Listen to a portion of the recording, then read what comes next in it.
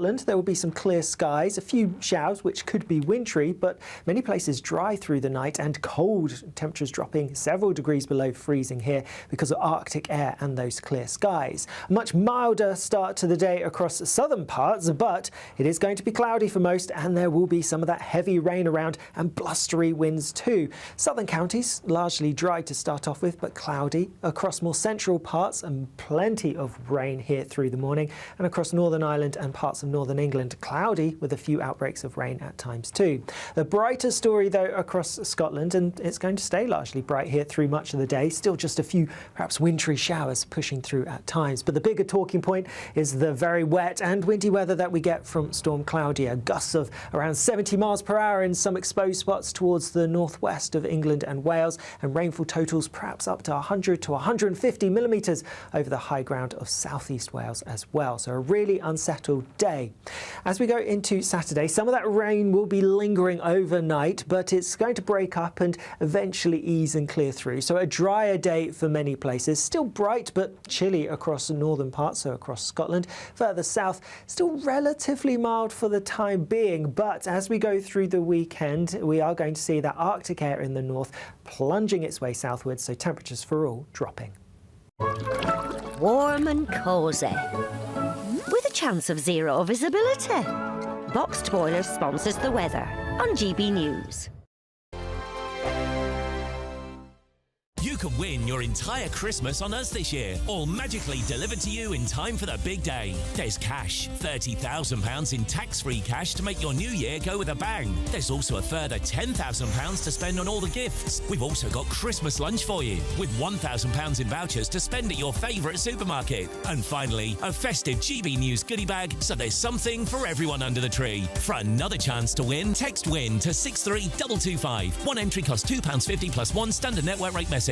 Or text BONUS to 63225. 5 entries cost £5 plus one standard network rate message. Go to gbnews.com/win. Entries start at £2.50. Call 0903 686 3232. Calls cost £2.50 plus your network access charge. Or post your name and number to GB17 PO Box 8690 Derby DE1 9TT. UK only. Entrance must be 18 or over. Lines close at 4 p.m. on the 28th of November. Please check the closing time if listening or watching on demand. Hi, I'm Michelle Dewberry, and my show is your opportunity to cut through all the noise and dive in headfirst to some robust debates. Ideas clash. Situation, because you're deliberately avoiding my point. Nothing's held back. And if you think this is the end of it, wait for more. And we do not shy away from the difficult stuff. Sometimes I want to shake people and say, if only you understood. So join me on Jubes & Kerr weeknights at 6 p.m, only on GB News, Britain's news channel. From the school run to the home run, watch a new show for all of Britain. He can say whatever he wants. A straight talking show where all voices are heard. And, when are we going to stop talking about smashing the gangs and actually do it? With the stories that matter from every part of our country. There's a bit of a crash landing there for your Chancellor. Bold, fearless and standing up for you. That's me, Martin Daubney, 3 p.m. till 6 p.m, weekdays, here only on GB News. The People's Channel, Britain's news channel. Westminster's full of talk, but out here, it's the real world. Am I allowed to talk then? No, that's it. This is where it matters, real people and real lives. That's what politics is all about. In fact, has Trump made a good start? No. Straight answers, no spin, and just a couple of pints. How many fingers have I got up? About 10. So join me for Lee Anderson's Real World every Friday at 7 p.m, only on GB News. The People's Channel, Britain's news channel. You want to know what's really going on in the corridors of power? Labour don't know what to do with you half the time, and that makes you quite lethal in the chamber. Get behind the headlines with Chopper's Political Podcast. Join me, Christopher Hope, as I sit down with the great and the good of British politics. We'll see where this ruling takes us. These are the stories shaping our nation. Chopper's Political Podcast, available now on all platforms. Listen in and stay ahead. We love Great Britain. We love its history, its culture and its tradition, and that's why we're so proud to be part of GB News. You look genuinely emotional. Oh, come here. GB News does pay attention to those who are ignored by the mainstream media. The majority of this country, whose forefathers fought and died to maintain liberty, to fight for freedom of speech. The rule of law, the rights of property and democracy. This is the heritage that our country should be so proud of. Which of course includes our Christian heritage. There's been a huge resurgence in the number of people going to church. Perhaps they're not finding what they're looking for, and they're looking for something a bit deeper, a bit more truthful, a bit more akin to Britain's Christian heritage. That's right, get ready, because the most exciting night in general election history starts now!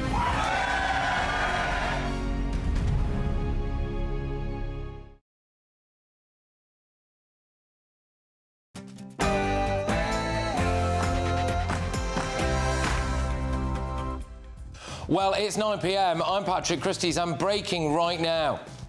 We're going to walk down to the Capitol, and I'll be there with you. And we fight. We fight like hell. We're going to walk down to the Capitol, and we're going to cheer on our brave senators and congressmen and women. In the last few minutes, the BBC has sort of apologised to President Donald Trump over the editing of a speech which appeared on Panorama in 2024. Now, they've said it's an error of judgment. They've said it won't be broadcast again. They've also said, though, that they do not believe there are grounds for them to be sued for defamation. The problem for the BBC, of course, as we all know now, is that it's emerged today that a very similar clip, edited clip, some would say doctored clip, of the US president was also played on an episode of Newsnight going way back to 2022. That was called out on air by the former chief of staff at the White House. So the BBC has not apologised to that. And the clock is ticking, isn't it? Because in just over 24 hours' time, in fact 25 hours' time, that was the deadline that President Trump set for them to give him an apology that he deems to be fit. Well, I'm not sure that this apology actually covers that. So we're going to get you all the very latest, but watch this space. Also tonight,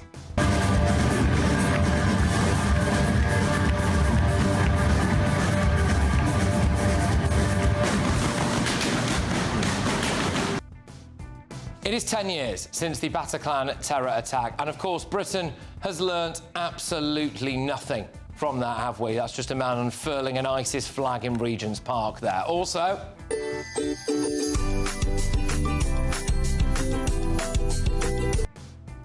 a charity that told the government 3 times this year, and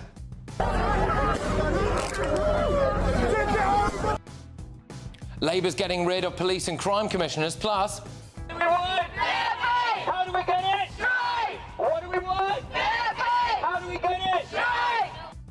doctors go on strike tomorrow, but one person has come up with a very clever solution to keep them on the wards. And Sarah Sharif was murdered by her parents, but fear of being called Islamophobic stopped social workers and neighbours reporting their concerns to police. And I've been assured that no briefing against ministers was done from number 10. well, calls for Sir Keir Starmer to sack his Chief of Staff this evening for briefing against Wes Streeting. On my panel this evening, we have the Assistant US Opinion Editor at The Telegraph, Poppy Coburn, Tory peer, Lord Bailey, and former Labour Party advisor, Matthew Larzer. And this is the creepiest thing I've ever seen. Small modular reactors are a new nuclear technology. Horrific. And how much would you pay for a pile of rope? Okay, guesses. Get your guesses coming in. Get ready, Britain. Here we go.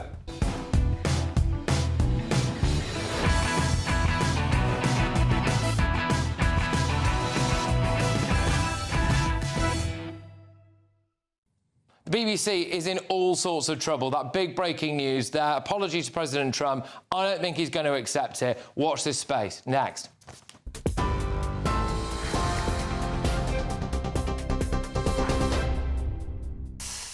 Thank you very much, Patrick. Very good evening to you. Our top story, the BBC has apologised to Donald Trump over the editing of a speech which appeared on Panorama in 2024, but it's rejected his demand for compensation, adding it was an error of judgment and the programme will not be broadcast again in any form.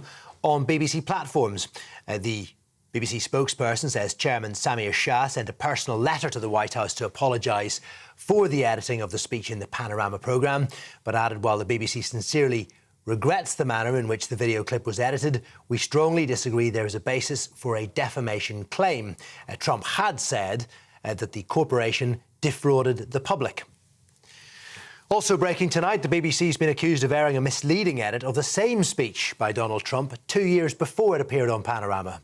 The Telegraph says a similar edit was used on Newsnight in 2022 and was challenged by a guest on the programme who criticised the splicing of the footage. It's claimed concerns were raised within the BBC at the time, but were ignored.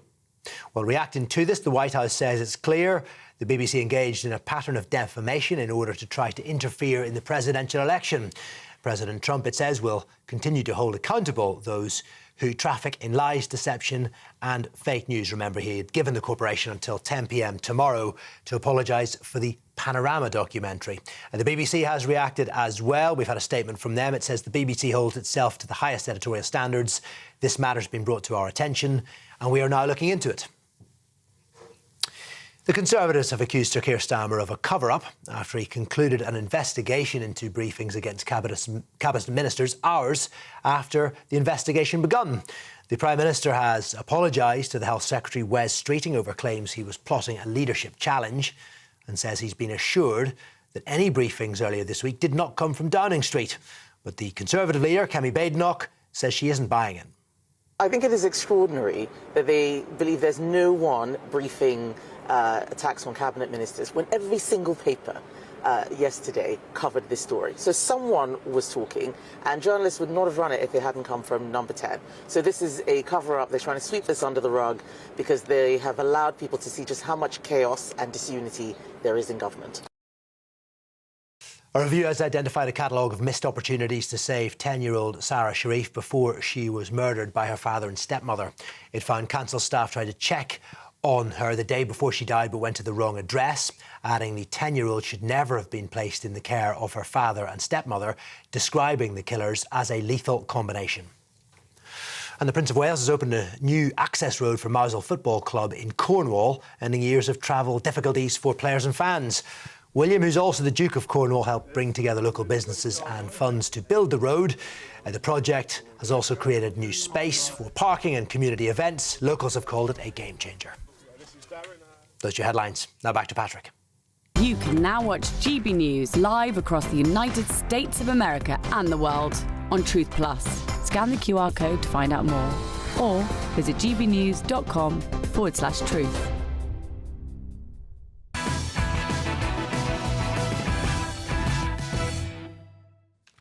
Well, good evening. That breaking news in the last few moments. The BBC has now apologised, kind of, to President Donald Trump over the editing of a speech which appeared on Panorama in 2024. But there's some key facts here. They, of course, rejected his demand for compensation. Now, they say it was an error of judgment. They say that they don't believe that there's any grounds for him to sue for defamation. They just say, we won't be broadcasting it again on any forms of our BBC platforms.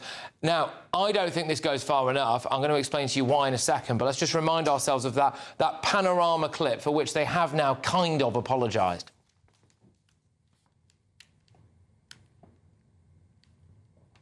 We're going to walk down to the Capitol, and I'll be there with you, and we fight. We fight like hell. We're going to walk down to the Capitol, and we're going to cheer on our brave senators and congressmen and women. OK, so that's the clip that they've apologised for, and they say that there's no defamation case and all of that stuff. However, today it emerged that they played a very, very similar clip on Newsnight a couple of years ago, back in 2022. And at the time, one of the White House chiefs of staff was on the programme, was on that particular show where that clip aired. And he accused them of actually doctoring the clip, of editing it. So they've kind of done it twice. Now, let's just play that clip. This is from Newsnight, for which the BBC have not yet apologised. To cheer on our brave senators and congressmen and women, and we fight. We fight like hell. We're going to cheer on our brave senators and congressmen and women, and we're probably not going to be cheering so much for some of them. Yeah, there we go. OK, so really this is quite revealing, isn't it? Which is that the BBC were aware that they doctored a clip, must have been aware that they doctored a clip going back some years before that latest Panorama one.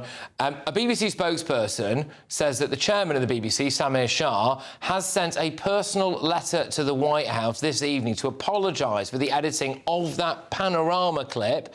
They've added in this statement, whilst the BBC sincerely regrets the manner in which the video clip was edited, we strongly disagree there is a basis for a defamation claim. Now, President Trump has said that the corporation defrauded the public. They've been incredibly punchy in the last couple of days about the BBC. I don't think, firstly, they are going to accept that apology because they use language like an error of judgment. I think what President Trump is looking for is for them to admit that they deliberately misled the public. The BBC has not done that.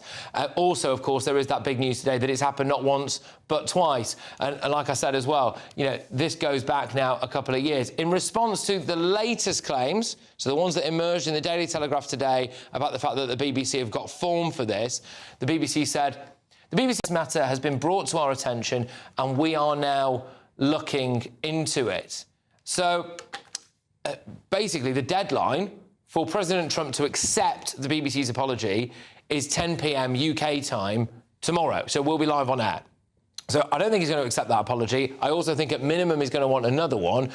What does that really mean? It looks as though he's going to try and sue the BBC, and it looks as though the BBC is saying, OK, then, we'll see you in court, which, given the fact that they might be paying him off with our money, I'm not sure how you would feel about that. But the White House's legal team has told GB News specifically that this is clear the BBC engaged in a pattern of defamation in order to try and interfere in the presidential election.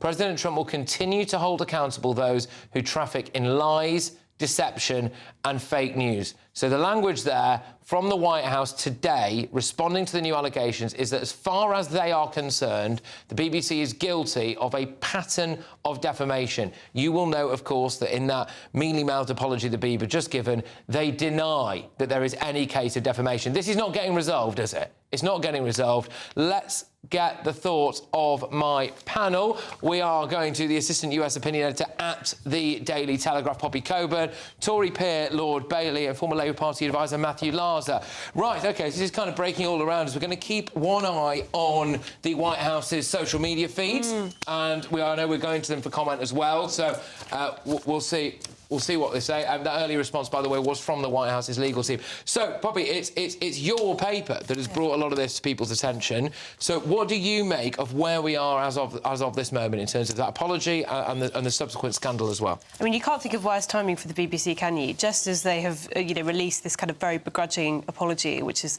yes, OK, we made a slight mistake, but we obviously don't want to pay you $1 billion. We found internally that we don't have to pay this money. Funny that, because of course it would be the British taxpayers' money.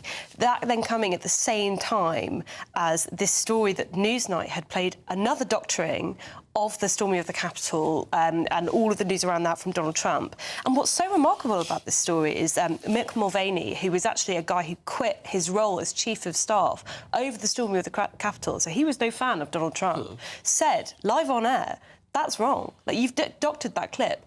This is the sort of thing that makes it so difficult to have an honest conversation about what happened on that day. So this is not even someone who's a fan of Donald Trump. He was just standing up for people telling the truth about what was actually happening here.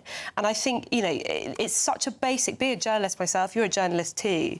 If there's one thing you don't do, it's actively lie. You're literally taking time out of your day to doctor a clip. There is no justification for that whatsoever. There is also the added dimension to this, which, as I understand it, the BBC initially tried to claim that they'd relied on some kind of external production contractor, company. yeah, for the Panorama programme. But this Newsnight clip was themselves. Would have been in-house, exactly. And I think the idea, by the way, that if you're using an external contractor, standards should then be slipping is ridiculous, right? They said this over the Hamas documentary when, oh, whoops, we accidentally interviewed the son of a Hamas military commander. And possibly paid him as well. Exactly, but it was done by this independent contractor. Well, if that's the case, then you shouldn't be using independent contractors. Yeah. So, Sean, let's be real about this. President Trump is not accepting that apology, and he's going to, at minimum, want another one for the latest revelations today, isn't he?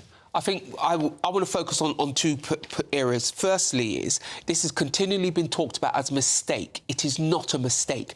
A, it's happened twice, and B, the BBC has many misdemeanours that people have pointed to. The coverage of Brexit, for instance, that was clearly biased, and people made lots of complaints about that, would be one big one. So I think the BBC need to be real with itself. They will not get past this problem, internally or externally, until they accept they have a problem. That's the first piece. The second piece is, Trump's team are really quite smart. Now, they've said we need an apology. Now, I'm no defamation lawyer, but an apology would suggest that you did something wrong. It's an admission of guilt. Yeah, that's the first thing. And secondly, right, they have talked about interference in their election, which is a very big deal. And now they have a second clip, so they can start to talk about pattern.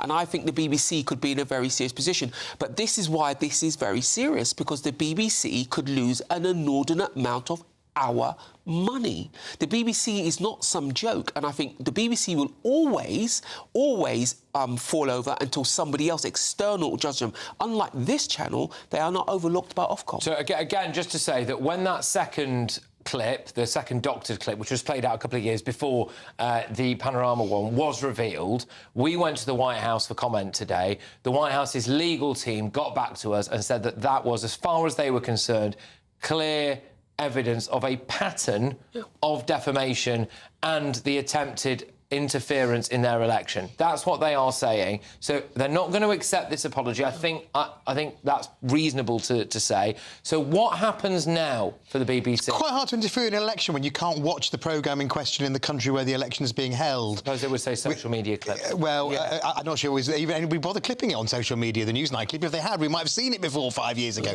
Look, we will see, as we do. I mean, first of all, the gall and the gumption of President Trump, who spreads more fake news and tells more lies than anybody in the history of world politics, to try and claim that this made some big difference. We'll hear the usual, I'll try to use a big phrase, trying to, wave something about. I won't say what that something is. He'll demand another apology, he'll get it, and guess what? He won't sue for defamation, because he can't sue here. It's beyond the limit of statutes. He has to sue in Florida, and all the legal opinion says that in Florida it would be pretty hard to prove that anybody very much watched it. So it's bluster and guff. Now, that doesn't mean that the BBC has done the wrong thing twice. When I worked at the BBC for a long time, my very first job at the BBC was actually some of my time I spent as a researcher to Robbie Gibb, the controversial figure for this week. Really controversial because he happens. Well, yeah, no, absolutely. And I have to say that I came from a Labour background. Robbie came from a Tory. I'm not saying. Okay. I'm saying that's what he's been dubbed this week. Yeah.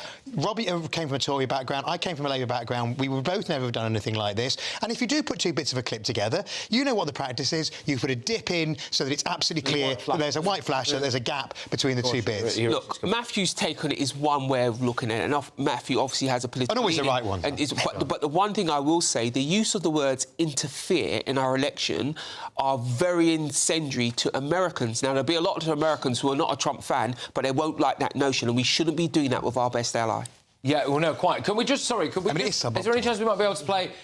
So this is the new revelation, which is the Newsnight clips. This is the new one that's emerged now of the doctrine. Let's just play that, please. To cheer on our brave senators and congressmen and women, and we fight. We fight like hell. We're going to cheer on our brave senators and congressmen and women, and we're probably not going to be cheering so much for some of them. Yeah, there you go. So that clip and that news and that revelation basically renders the BBC's apology that they issued in the last half an hour or so a bit irrelevant. doesn't it? Is there a bigger issue here? We've spent a lot of time talking about whether or not Trump is going to sue for defamation, whether or not the BBC is going to fight him in a Floridian court. The bigger issue here, is it not, is that now on the world stage, the BBC is completely discredited. Yeah. I mean, I think you've seen the reaction for the last couple of days, right, of people who claim to be defenders of the BBC. Now, these are the people who bang on constantly about the threat of disinformation, misinformation, which is real, by the way. It's obviously a massive problem. But they're constantly screeching about Elon Musk's X, all these awful right-wing, smear merchants. And yet, when there is a very clear, cut-and-dry case of someone who's actually distorting the facts about a very, very serious and contentious issue, suddenly they're turning around and saying, well, what's the big deal? You saw this with Polly Toynbee, you saw this with Alistair Campbell, and you actually saw it from within the BBC itself, which is it doesn't actually want to take the criticism. And I can tell you that Alistair Campbell would have exactly, if he'd done that to a Tony Blair speech when in the days when Robbie and I were the BBC, Alistair Campbell would have been more than on the phone. He would have been on the phone to the so yeah, there's the equal gall and gumption from some people. All right, well, I'm going to just read this out to you now. So this is the latest statement that we have had from President Trump's legal team. They say this. This is clear. The BBC engaged in a pattern of defamation in order to try and interfere in the presidential election. President Trump will continue to hold accountable those who traffic in lies, deception and fake news. So I would expect that in the next, I would have thought, probably a few minutes, maybe half an hour or so, we're going to hear again from President Trump's team about their response to this BBC apology. So we will bring that to you. But, yeah, huge night of news ahead as it comes to that. So, we'll keep you posted. Look, we're going to pause here now because when I come back, obviously Labour are doing away with police and crime commissioners, but what I was originally going to lead on was about that it's 10 years on since the Bataclan terror attack and the fact that I don't really think we've learned anything in this country. In fact, the situation has got a lot worse. But, if that's all a bit bleak for you, we can take your mind off it, of course, by throwing you a load of Christmas cash. And here's how.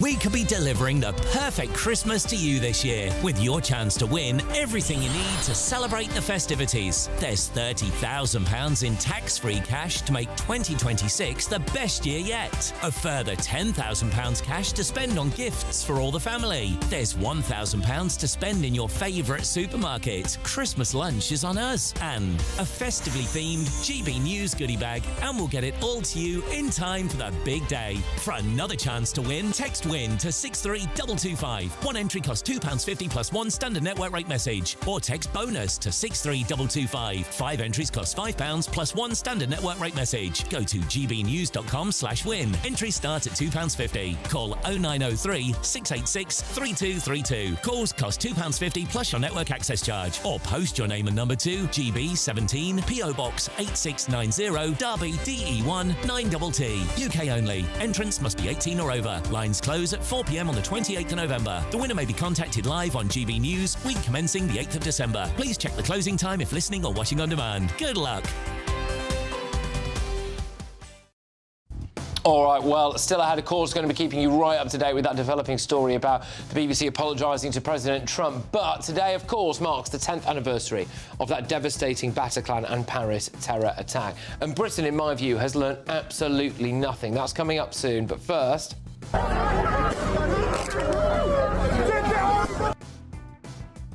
Well, Labour are scrapping police and crime commissioners. Is that a good thing? What do they really do? That's next.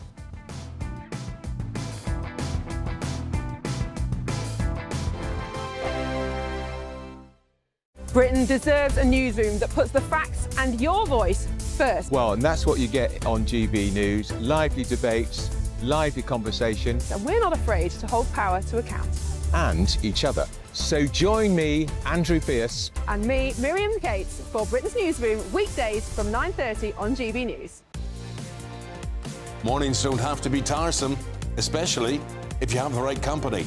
Wake up to news as it happens, opinion and debate, and of course, a little bit of entertainment too. Because when the kettle's on, we're on. That's Breakfast on GB News, a show worth waking up for. Every morning from 6 a.m. Only on the People's Channel, Britain's news channel. We'll spread the news, you spread the word. From the school run to the home run, watch a new show for all of Britain. So he can say whatever he wants. A straight-talking show where all voices are heard. And, you know, when are we going to stop talking about smashing the gangs and actually do it? With the stories that matter from every part of our country. There's a bit of a crash landing there for your Chancellor. Bold, fearless and standing up for you. That's me, Martin Daubney, 3 p.m. till 6 p.m, weekdays, here only on GB News. The People's Channel, Britain's news channel. Westminster's full of talk, but out here, it's the real world. Am I allowed to talk then? No, that's it. This is where it matters, real people and real lives. That's what politics is all about. In fact, has Trump made a good start? No. Straight answers, no spin, and just a couple of pints. How many fingers have I got up? About 10. So join me for Lee Anderson's Real World every Friday at 7 p.m, only on GB News. The People's Channel, Britain's news channel.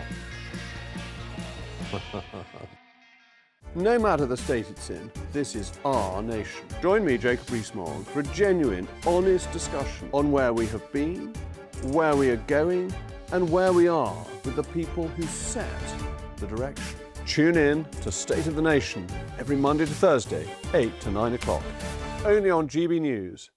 Hi, I'm Michelle Dewberry, and my show is your opportunity to cut through all the noise and dive in headfirst to some robust debates. Ideas clash. Situation, no, isn't it? Because the failure is... You're deliberately avoiding my point. Nothing's held back. And if you think this is the end of it, wait for more. And we do not shy away from the difficult stuff. Sometimes I want to shake people and say, if only you understood. So join me on Jubes & Co. weeknights at 6 p.m, only on GB News, Britain's news channel. Join me, Nana Okoye, for an informative, interactive news programme with a difference. It's fun. No, he didn't say that, Dave.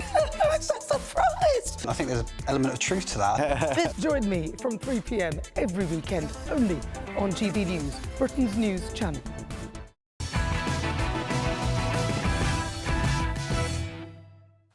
Welcome back. It's time for the head-to-head. Well, Labour has announced plans to scrap police and crime commissioners from 2028. It's the biggest shake-up of policing in more than a decade. Policing Minister Sarah Jones told MPs that the role has failed to live up to expectations.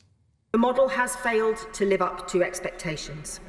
It has not delivered what it was set up to achieve. Public understanding of and engagement with our police and crime commissioners remains low, despite efforts to raise their profile. Less than a quarter of voters turned out to vote for them in the 2024 elections, and 2 in 5 people are unaware PCCs even exist. Well, Shabana Mahmood, who is the Home Secretary, has said that the move will save taxpayers 100 million quid, with 20 million a year reinvested into frontline policing.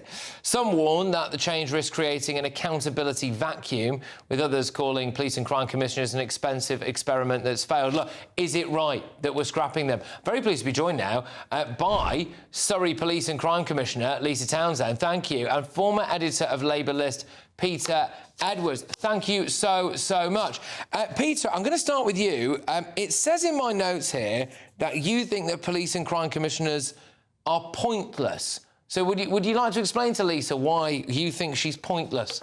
I haven't said that at all about Sarah, who I think, like all of them, are dedicated public servants. But I think we were sold a bit of a myth by David Cameron & Co in 2012. You know, as soon as you hear the word commissioner, you know, we think of something New York-style commissioners flexing his or her muscles and issuing blood-curdling threats to criminals that they're coming to get them. What we've actually had, and I'm not hiding on anyone particular, is quite committed local public servants, primarily from the main political parties, rather from the police and the criminal justice system, not necessarily experts per se, providing something fairly similar to police authorities, by some measures costing a bit more, working very hard, but crucially without fundamentally different powers to the police authority model. So, of course, you know, if they're unhappy with the chief constable, they can have a disagreement. It may even lead to one of them leaving, but they can't get involved in police operations day to day, so they don't have that much power.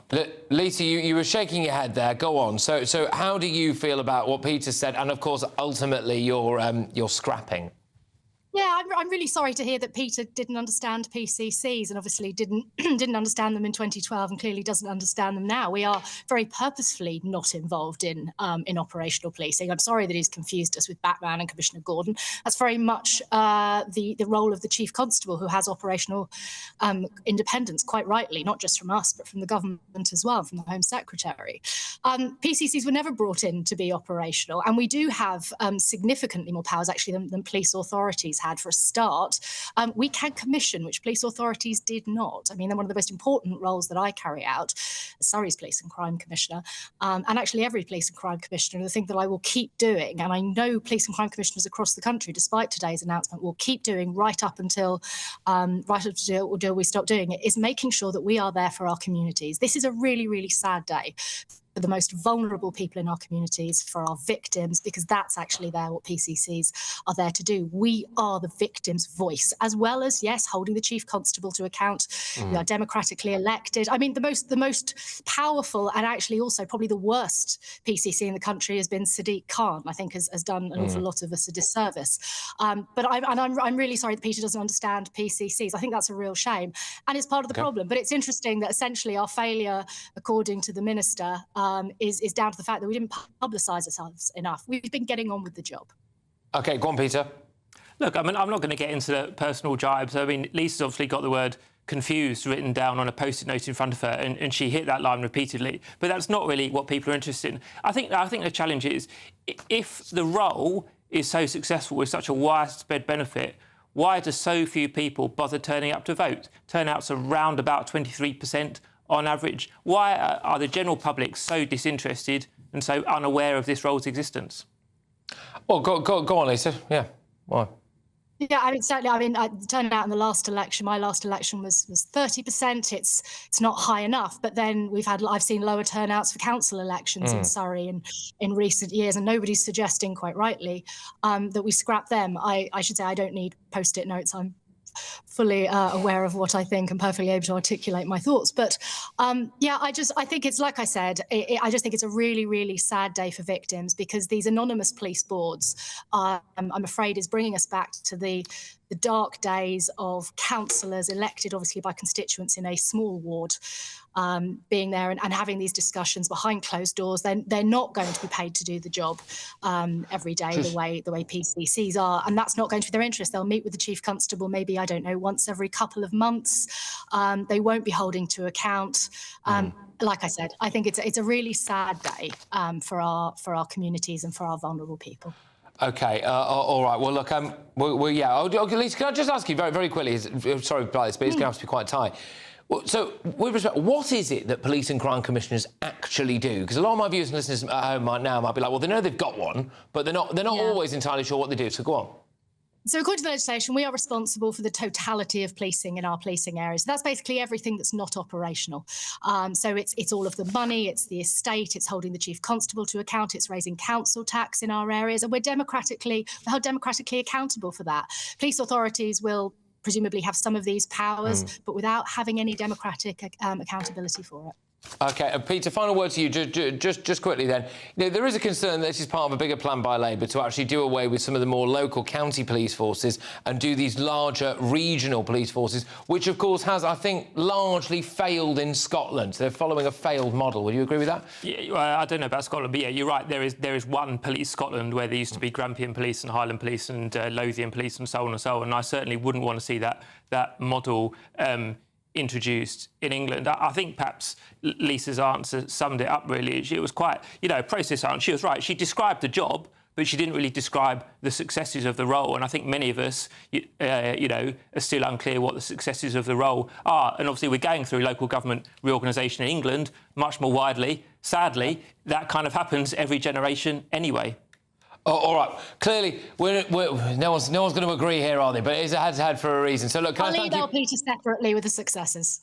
OK, yeah, OK, well, there you go. From the PCC account as well, presumably. All right, thank you very much. Surrey Police and Crime Commissioner Lisa Townsend and the former editor of Labour List, Peter Edwards. Right, look, coming up, doctors are striking from tomorrow. They've already had that pay rise. Now the bosses have told them, well, I tell you what, I'm going to leave you hanging here because someone's come up with a cunning plan to stop these strikes. Also...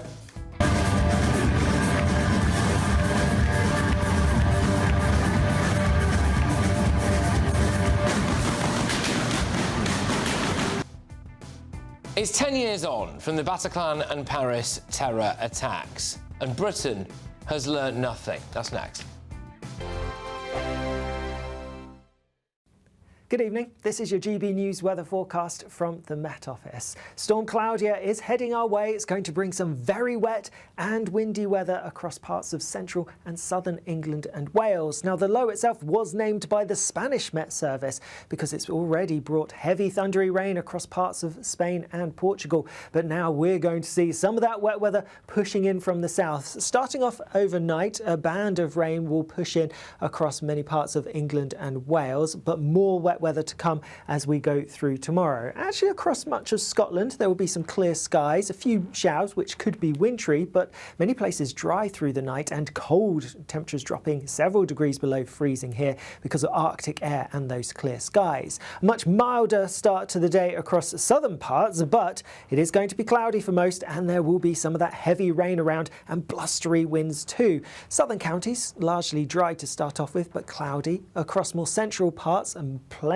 of rain here through the morning, and across Northern Ireland and parts of Northern England, cloudy with a few outbreaks of rain at times too. The brighter story though across Scotland, and it's going to stay largely bright here through much of the day, still just a few perhaps wintry showers pushing through at times. But the bigger talking point is the very wet and windy weather that we get from Storm Claudia. Gusts of around 70 miles per hour in some exposed spots towards the northwest of England and Wales, and rainfall totals perhaps up to 100 to 150 millimetres over the high ground of southeast Wales as well. So a really unsettled day. As we go into Saturday, some of that rain will be lingering overnight, but it's going to break up and eventually ease and clear through. So a drier day for many places. Still bright but chilly across the northern parts, so across Scotland. Further south, still relatively mild for the time being, but as we go through the weekend, we are going to see that Arctic air in the north plunging its way southwards, so temperatures for all dropping.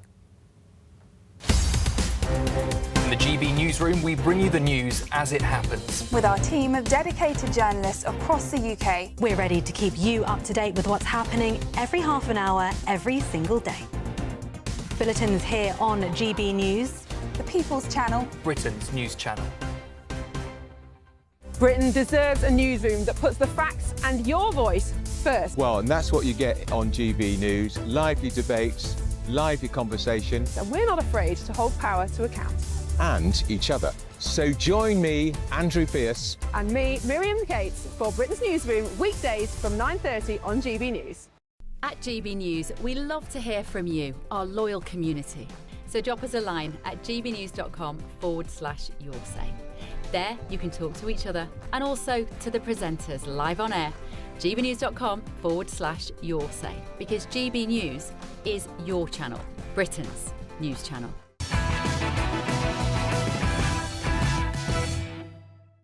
Welcome back. Now, I just want to start this segment with a warning that this will include some content that people might find distressing. It's 10 years to the day since this.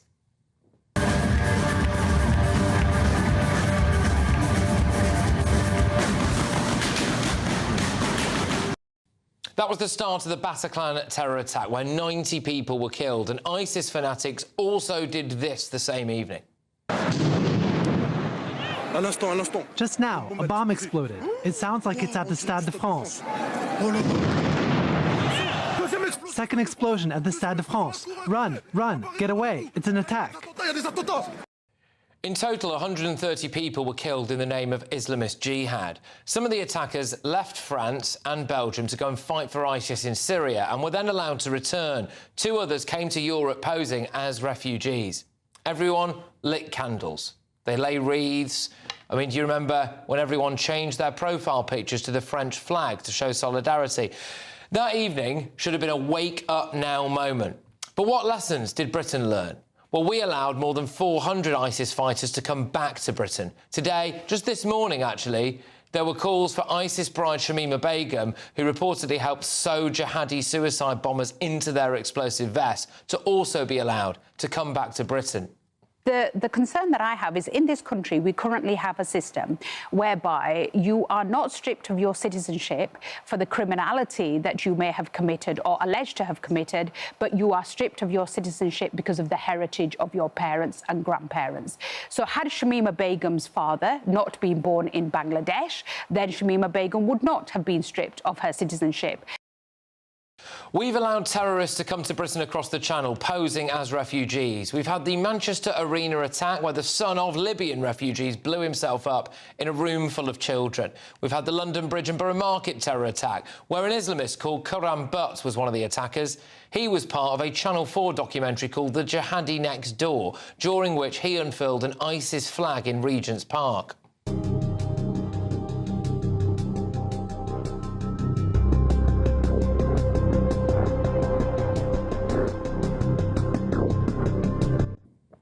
We've also had this. The tourists who'd come to see the Mother of Parliaments ended up running away from it. Their panic explained by the sound of gunshots. The Westminster Bridge attack. We've also had the Fishmongers Hall attack, where a jihadi managed to convince authorities that he'd been de-radicalised. He killed 2 young people who worked for a rehabilitation charity. Most recently, of course, we've had the Manchester synagogue attack. A Syrian, literally called jihad, committed jihad. We've had so many foiled Islamist terror plots in this country that I haven't got the time to sit here and list them all. We've now got armed police at Christmas markets. We've got airport-style security at Christmas markets. We've got the bollards of peace lining the pavements. We've looked across as Islamist attacks have continued to happen on continental Europe, like one of them in Germany. The chaos in the moments after a lorry ploughed into the crowd at a Christmas market in Berlin. It happened just after 8 p.m, one of the busiest times for the market. Or, of course, this one in France again. The moment a truck speeds up and then ploughs through crowds of people gathering for a national celebration in Nice in France. And again, I ask, what have we allowed to happen here? We let a Muslim mob in Batley call for the death of a secondary school teacher and force him into hiding. The mother of an autistic child had to go to a mosque and apologise to the elders because her son accidentally scuffed a copy of the Quran. We now have police forces saying stuff like this. Salam alaikum. Good morning, everyone, and thank you to the leaders and elders that have afforded me this opportunity to speak to you personally.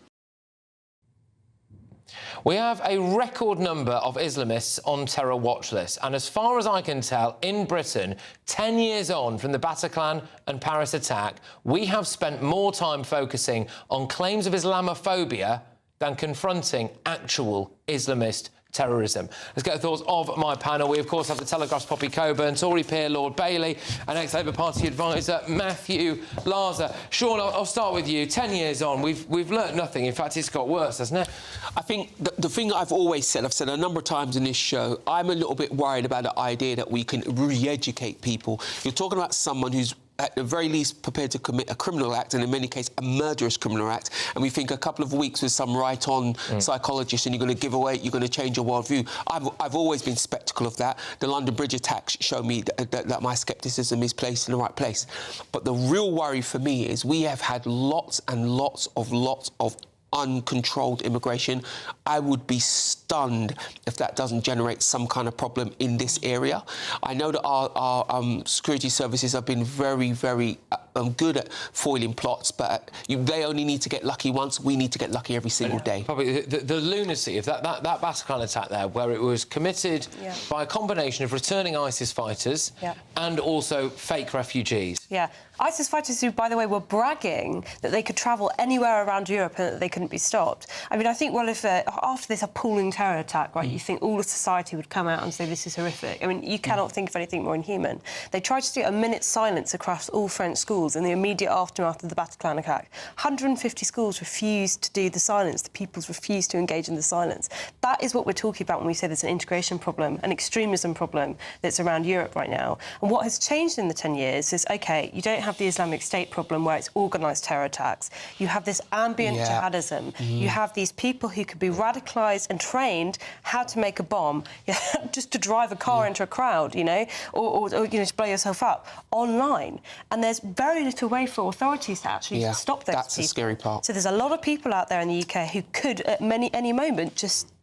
And that's quite literally, and that is one of the big issues as far as I'm concerned, Matthew, which is that, you know, despite all of those warnings 10 years ago, despite what happened, I mean, that was only, I think, I'm right in saying, a few months after the actual Charlie Hebdo attack as well. Yeah, shortly after.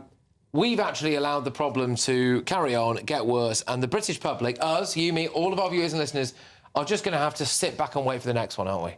Well, I hope not, but I mean, I think they're clearly, I mean, I agree with what Poppy's just said. There clearly remains an integration problem, not only in France, but in the UK as well. And I think it's important that we realistically look at where these attacks have come from and that resources are focused, you know, on that. We cannot be, whether it's about terrorism, or I think you're going to come on and discuss in the Sharif case, you know, nothing must... Yeah, exactly. No fear of being called Islamophobic or racist can stop the right questions being asked, the right people being watched. I think the problem we've had recently that we've emboldened these people. There's people in this country who are in Parliament who are calling for certain groups to be, you know, put back on the register because we prescribed them, and they say no, they shouldn't be prescribed. Why that's important and what's happened in the marches, and they've gone unchallenged. We have emboldened these people to behave the way they want to behave. They've turned up at MPs' houses and burnt down MPs' offices. All of that is an indication that they feel like they can do as they please. That could manifest itself as a problem. Yeah, I mean, I remember you said this in your monologue, Patrick. You know, there's still a teacher that's in hiding because he tried to show an image of the Prophet Muhammad at a grammar school, and people are still too frightened to get involved. There was an MP for Golders Green that felt that it was too unsafe for him to remain in his seat because he was getting so many threats. And what concerns me is that the bodies that we have, like Prevent, to deal with these, are just not fit for purpose, right? I do not believe that they are focusing in the right areas, which is Islamic terrorism, which has made up the vast majority of actual terror attacks that have happened in the UK. I think a lot of these organisations are pretty captured because, again, we're too polite in this country, and we think it makes it seem like we're bigoted in some way. I am really, really worried that we're going to have another terror attack in this country. Yeah, absolutely. I mean, it's one of those you always remember where you were moments when the Bataclan, was like, a bit like 9/11 and something, the 7/7, etc. But, you know, for me, anyway, I woke up this morning, I saw that it was the anniversary of it, and I just thought, we've not done anything about it, have we? I just feel like we're sitting ducks waiting for the next one, and you know, people have to take account for that, I think. But anyway, right, look, moving on, because we have got... Oh, yes, well, don't get ill tomorrow, basically. How do we get it? Right! What do we want? How do we get it? Right! But someone has come up with a cunning plan to try to get those doctors who are going out on strike tomorrow for 5 days, I think it is, to get them to stay on the wards. Find out next. Be nice to escape the grey. Clear skies, here we come. As clear as our travel insurance. All Clear Travel Insurance sponsors GBNews Travel Destinations Forecast. Storm Claudia will continue to affect parts of Iberia as we go through tomorrow. It's continuing to bring heavy rain, thunder, large hail across parts of the Canary Islands, Portugal and particularly western parts of Spain, but it is pushing its way further east. Meanwhile, actually across many central and eastern parts of the Mediterranean, staying largely fine, some decent sunshine on offer and temperatures about what you'd expect for the time of year. Staying pretty unsettled for many across Spain as we go into the weekend. All Clear Travel Insurance sponsors GBNews Travel Destinations Forecast. Westminster, the ultimate clique. And you're fighting like rats in a sack. But here on the Camilla Tominey Show, we ask the questions the establishment media is too scared to ask. OK, let me ask you a straight question, because I know you're a straight-talking politician. Whether it's net zero, illegal immigration or law and order, nothing is off limits. You had the power then. Yeah, as I And say, now you've lost it. That's the Camilla Tominey Show, a politics show that's fearless. But no, let me finish my question if you don't mind, because it is my show. Sundays at 9:30, only on GB News, the People's Channel, Britain's news channel. I'm Michelle Dewberry, this is Jubes & Co with you. Hello everyone, Patrick Christys here to GB News. Britain's news channel. Access the stories that matter to you. Take the GB News family with you on any device. And as long as you have an internet connection, tune in to GB News anywhere on the planet or beyond. GB News, the People's Channel, Britain's news channel. Hi, I'm Michelle Dewberry, and my show is your opportunity to cut through all the noise and dive in headfirst to some robust debates. Ideas clash. Situation, No, isn't it? no, Because the failure is you're deliberately avoiding my point. Nothing's held back, And if you think this is the end of it, wait for more. and we do not shy away from the difficult stuff. Sometimes I want to shake people and say, if only you understood. So join me on Jubes & Co weeknights at 6 p.m, only on GB News, Britain's news channel. You want to know what's really going on in the corridors of power? Labour don't know what to do with you half the time, and that makes you quite lethal in the chamber. Get behind the headlines with Chopper's Political Podcast. Join me, Christopher Hope, as I sit down with the great and the good of British politics. We'll see where this ruling takes us. These are the stories shaping our nation. Chopper's Political Podcast, available now on all platforms. Listen in and stay ahead. Decisions made in Washington aren't just shaping America, they're shaping Britain too. From migration to global security, from crime to health. Whatever happens in the White House today Will be felt in your town or city tomorrow. That's why The Late Show is live from Washington, D.C. Cutting through the politics to show you what it all means for Britain. The Late Show live every night at midnight, Only on GB News. Britain's news channel. No matter the state it's in, this is our nation. Join me, Jacob Rees-Mogg, for a genuine, honest discussion on where we have been, where we are going, and where we are with the people who set the direction. Tune in to State of the Nation every Monday to Thursday, 8 to 9 o'clock. Only on GB News.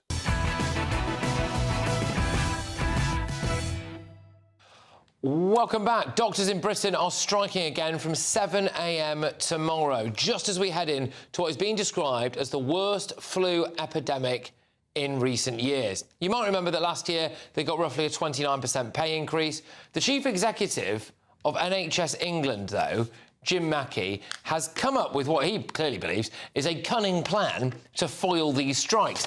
He has told hospitals to just avoid cancelling any planned operations during that 5-day strike starting tomorrow. Now, he says it's because he wants various NHS trusts to remain a laser focus on patient safety. But I think there's another reason for this as well, which is that if the operations go ahead as planned, more doctors will be needed, and they will, of course, have to make that choice, won't they, between being on the picket line or potentially letting people die. Now, joining us now, I believe, we have junior Dr. Leanne Armstrong. Leanne, thank you very much. What do you make of this statement, then, by the NHS chief to say that you shouldn't cancel these appointments and operations, I should say, sorry, clearly, I think, in mind with forcing yourself and others off the picket lines and back into hospitals to care for them?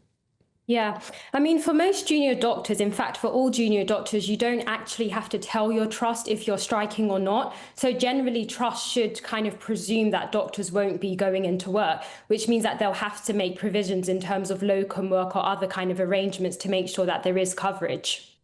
OK, so if you don't inform them and you go out on strike, you presumably also don't know for sure whether or not they have got the cover. So are you just playing roulette with people's lives there? I wouldn't say that. I think the first thing I want to say is that as a doctor, our primary priority is our patients. Our care for our patients is the number one thing. And, you know, this strike could have been avoided. The BMA were very willing to stop the strike if the government were willing to put forth a better offer.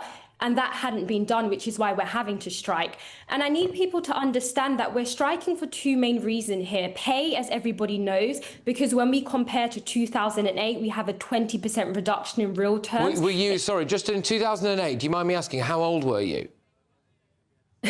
You're getting me to do mental maths. I'm 30 years old now. We're in 2025, so I was quite young. So in 2008, you'd have been at school, right? So you were at school in 2008, and then you decided to then leave school, train to go into medicine, and then go into it, knowing that the salary had changed. So why should you deserve to be paid what your colleagues were paid in 2008? Most doctors do not do the work of a doctor for pay.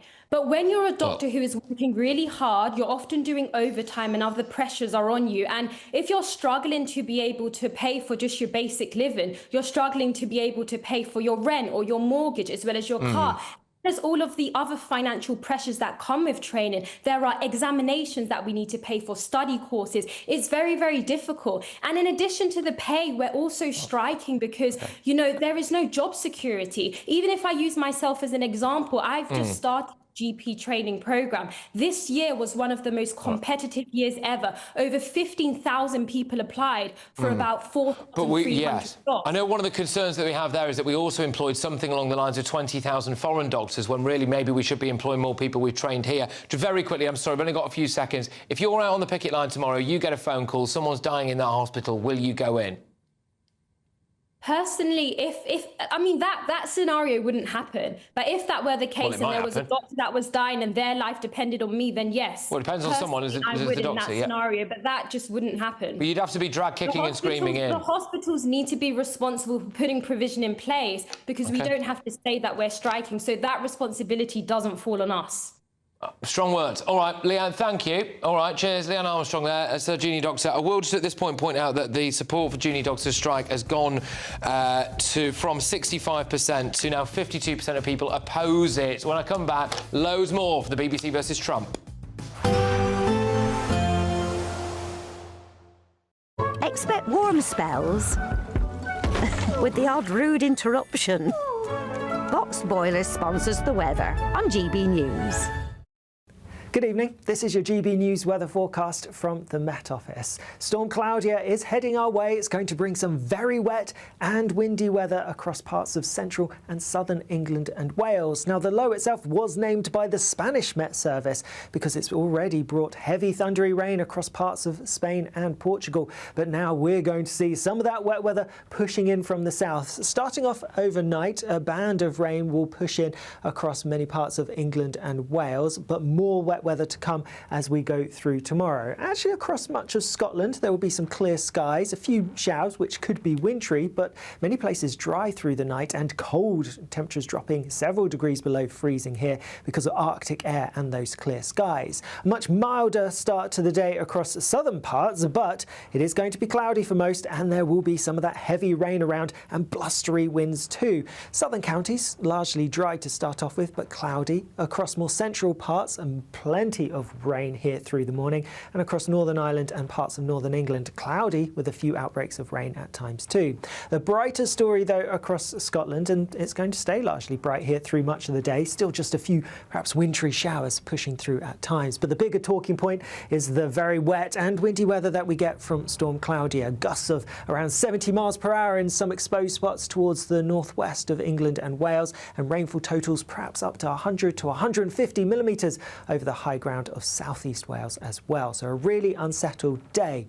As we go into Saturday, some of that rain will be lingering overnight, but it's going to break up and eventually ease and clear through. So a drier day for many places. Still bright but chilly across the northern parts, so across Scotland. Further south, still relatively mild for the time being, but as we go through the weekend, we are going to see that Arctic air in the north plunging its way southwards, so temperatures for all dropping.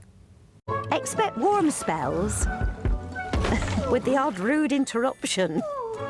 Boxed Boilers sponsors the weather on GB News. We could be delivering the perfect Christmas to you this year. There's £30,000 in tax-free cash to make 2026 the best year yet.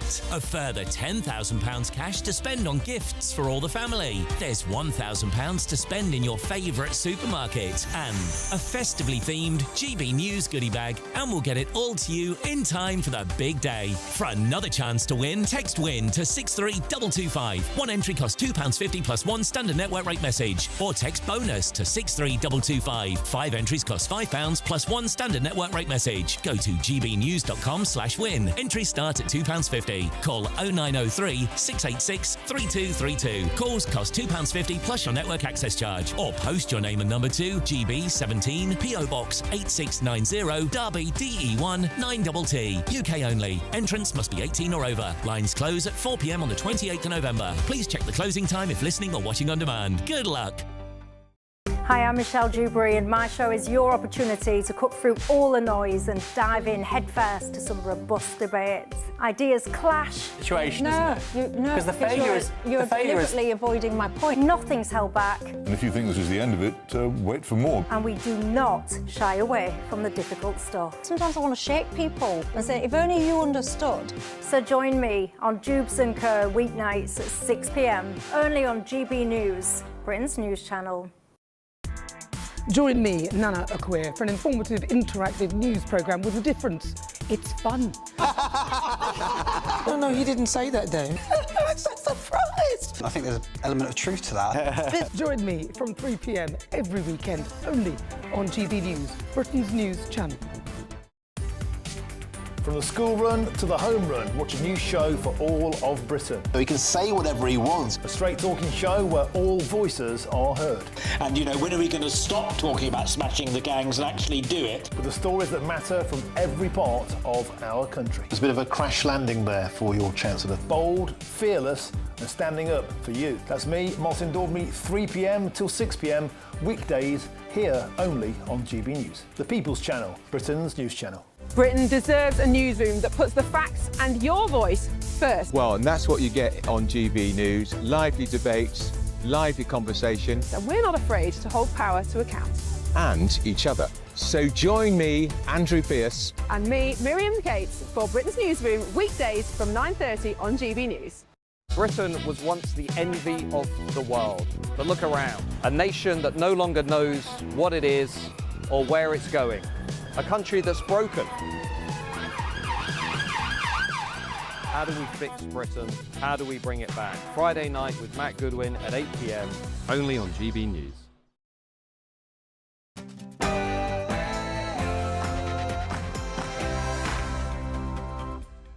It's 10 p.m. I'm Patrick Christys. I'm breaking right now. We're going to cheer on our brave senators and congressmen and women, and we fight. We fight like hell. We're going to cheer on our brave senators and congressmen and women, and we're probably not going to be cheering so much for some of them. Well, the BBC has just issued an apology of sorts to President Trump for editing that speech which appeared on Panorama in 2024. However, they have said it was an error of judgment. They are not admitting that it is deliberate. They've also said, crucially, that they feel as though there is no basis for a defamation claim. Unfortunately for the BBC, what emerged earlier today was that it wasn't the only clip they doctored. There was another one from Newsnight. The White House clapped back at that and said that this showed a pattern of disinformation and defamation by the BBC against the President of America. They also said that it showed that they were trying to interfere in the elections. What does all this mean? Well, I think it's very unlikely that President Trump is going to accept today's apology from the BBC. And if we have a look at this, the clock is ticking because their deadline for President Trump to accept that apology is exactly 24 hours from now. exactly 24 hours from now. It's 10 p.m. tomorrow. So we may well end up in a situation where we are standing right here where we are now, 10 p.m. tomorrow, and he's not accepted it, and I expect it might be a big see you in court. But anyway, in other news, we are going to be talking about this as well. Illegals en route to Britain have been rampaging through northern France also.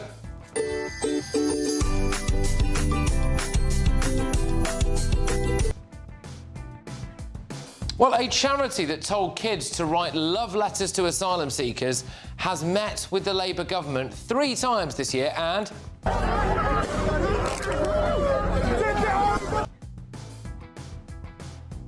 OK, Labour gets rid of police and crime commissioners, but also tonight, a devastating yet sadly predictable story. Sarah Sharif was murdered by her parents, but fear of being called Islamophobic stopped social workers and neighbours reporting their concerns to the police. And I've been assured that no briefing against ministers was done from number 10.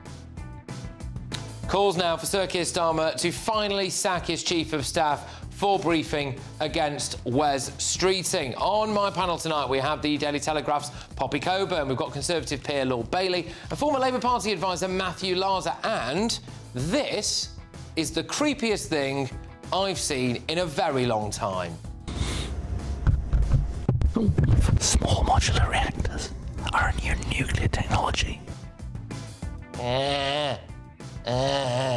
Make him stop, someone's disgusting, Ed. Also, how much would you pay for a bit of rope? Because this is... So, keep it on the screen. I get that you might not understand this, everybody, but that's art. What you're looking at there is art, and it's very expensive art. How much do you think that bit of rope has sold for? Get ready, Britain. Here we go.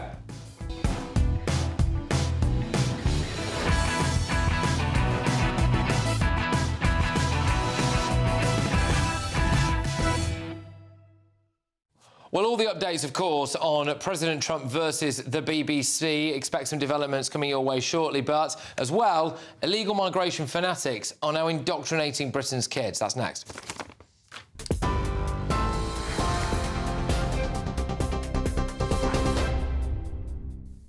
Thank you, Patrick. Good evening, too. We do start with that row between the BBC and Donald Trump. The corporation has apologised for an episode of Panorama which edited a speech he made before the January 6 Capitol riots, but has rejected his demand for compensation.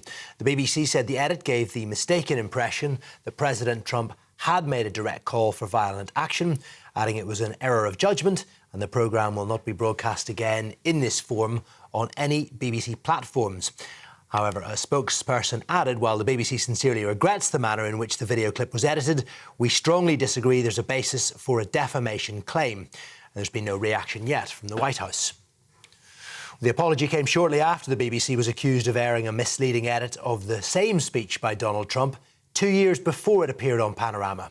The Telegraph reports a similar edit was used on Newsnight in 2022 and was challenged by a guest on the programme who criticised the splicing of the footage. Well, the White House has reacted to this. It says it's clear the BBC engaged in a pattern of defamation in order to try to interfere in the presidential election. A BBC spokesperson has said the BBC holds itself to the highest editorial standards. The matter's been brought to our attention and we're looking into it. The Conservatives have accused Sir Keir Starmer of a cover-up after he concluded an investigation into briefings against cabinet ministers hours after it had begun. The Prime Minister has apologised to the Health Secretary, Wes Streeting, over claims he was plotting a leadership challenge and says he's been assured that any briefings earlier this week did not come from Downing Street. The Conservative leader, Kemi Badenoch, says Labour are trying to sweep it under the carpet. Sir Keir, though, has given his full backing to his Chief of Staff, Morgan McSweeney, and has promised to deal with those responsible. A review has identified a catalogue of missed opportunities to save 10-year-old Sarah Sharif before she was murdered by her father and stepmother. It found council staff tried to check on her the day before she died, but went to the wrong address, adding the 10-year-old should never have been placed in the care of her father and mother, describing the killers as a lethal combination. Surrey County Council have said it's deeply sorry. The government's to scrap police and crime commissioners in England and Wales from 2028.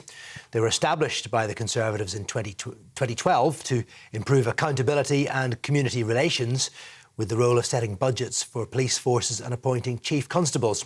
Ministers say the roles have failed to live up to expectations. And it was third time lucky for Blue Origin. That's the Amazon founder Jeff Bezos' rocket. It lifted off from Florida a short time ago after 2 failed attempts. It was carrying 2 NASA satellites named Blue and Gold, which are now on their way towards Mars. And the New Glenn booster successfully landed back on a platform in the Atlantic, a feat only previously achieved by Elon Musk's SpaceX, marking a new chapter in the billionaire space race. Those are your headlines. I'll be back with more at 11.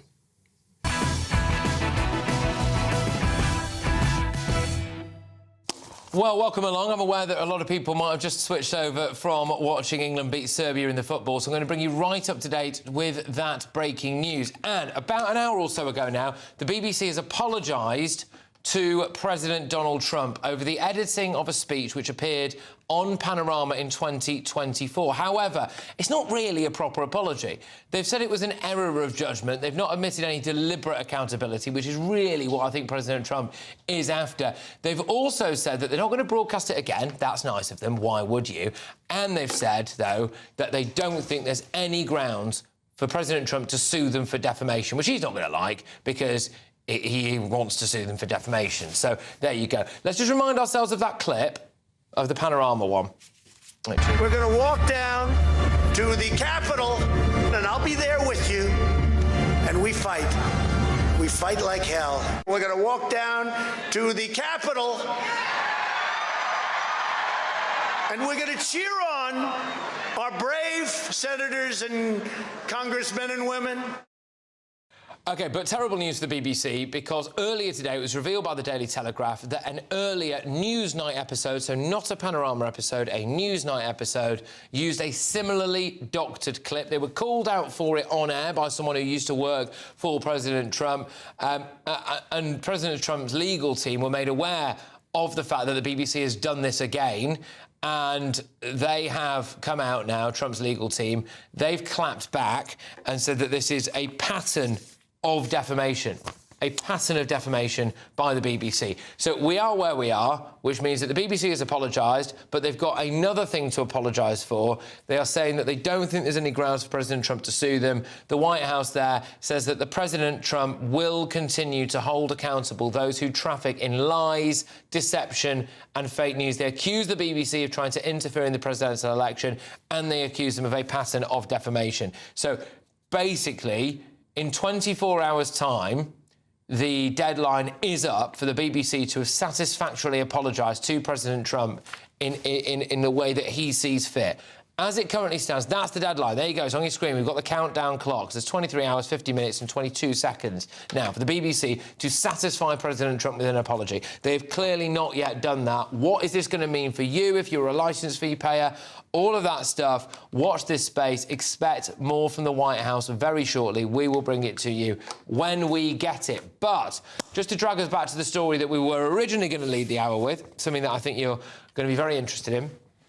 The Labour government has been meeting with a charity accused of trying to indoctrinate children with pro-asylum seeker open border nonsense. Education ministers met with the Schools of Sanctuary charity 3 times this year. Now, this is a charity that goes into schools and told children as young as 5 years old to write Valentine's Day cards to asylum seekers. Now, why would you do that? Bit weird, isn't it? A Freedom of Information request has revealed shocking new details. During meetings with this Labour government, Schools of Sanctuary were asked to name schools that were refusing to take refugee or asylum seeker children.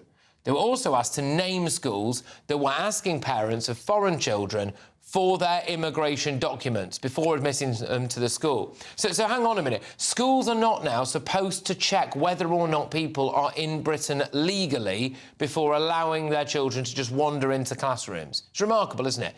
They also suggested that the whole national curriculum should include stories from asylum seeker children to, quote, avoid the ugly scenes of 2024. Well, as far as I'm concerned, that's indoctrination. This charity is already everywhere, really. According to online searches, roughly 600 schools have signed up to this charity. I mean, they want to teach kids about child asylum seekers, do they? Well, what about this one? That's a 30-year-old bloke, pretty much, isn't he? He was a bloke believed to be 30 years old. He claimed to be a child and he was put in a kid's school. I mean, he didn't do anything wrong, but, I mean, I think there is an issue about safeguarding him. I mean, I would argue he did do something wrong, to be perfectly honest with you. He's a 30-year-old bloke in a child's maths class. But anyway, Ahmed Hassan lied about his age. This is another one. Pretended to be a child asylum seeker, tried to blow up the London Underground.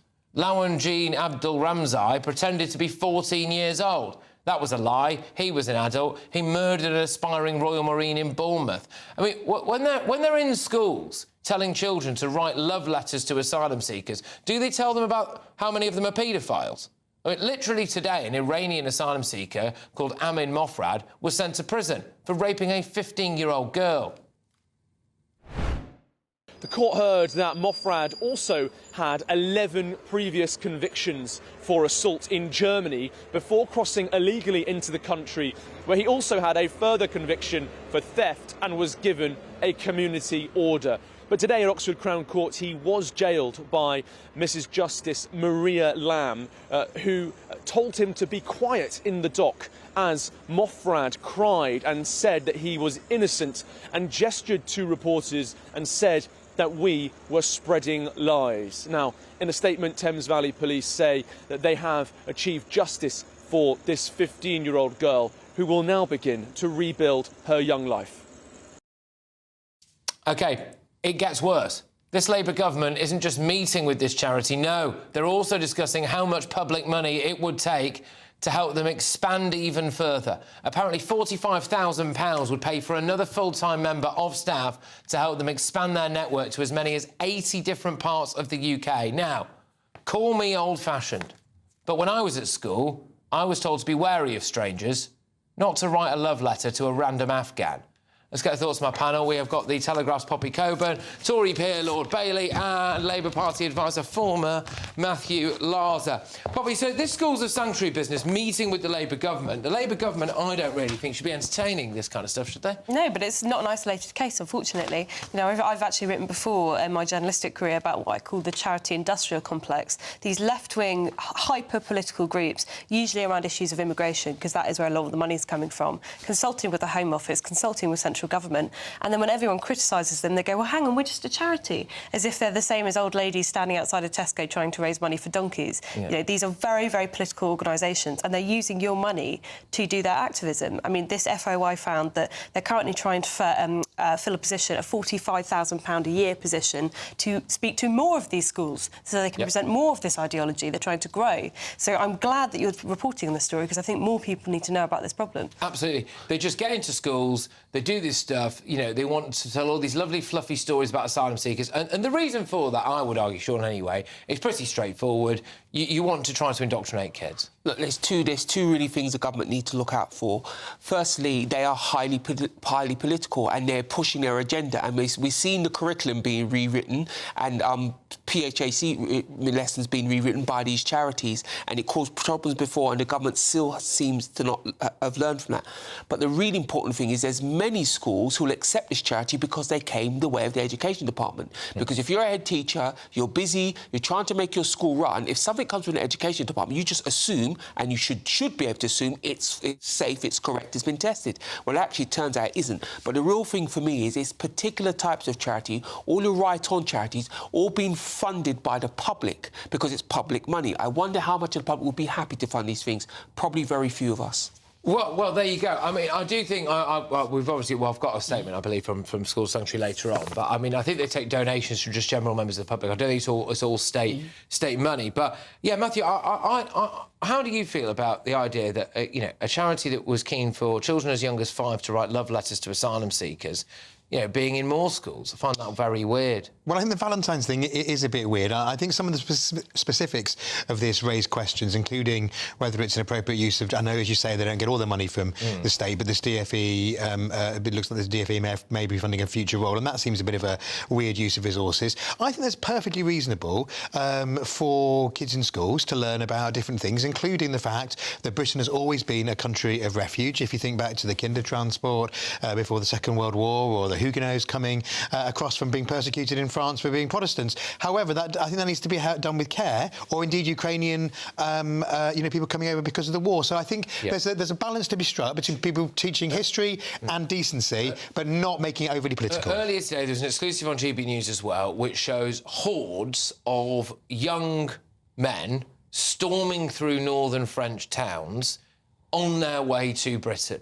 So when groups like Schools of Sanctuary go into those schools, why don't they tell the kids about these are actually some of the blokes who are on their way to Britain? Why don't they tell them about the paedophiles? Why don't they tell them about the terrorists? But this is the problem. This is why the political nature of these people is important. Yeah, they claim to be charities, and in their own heads they might believe they're charity, but the government should spot them as being political. And the other thing that annoys me about all of this debate, we seem to be incapable of differentiating between economic migrants and people seeking asylum. There's a very, very different thing. Asylum seekers, people who are genuinely in danger, genuinely need help, are one thing. People migrating economically is another. Yeah. But can I say, I think there is a fundamental danger here, which is that children, all children, should be told not to approach strangers. It doesn't matter what colour the stranger is, where the stranger's from. It could be, a bloke happens to be called Paul who lives at the end of the road you've never seen before. It doesn't matter.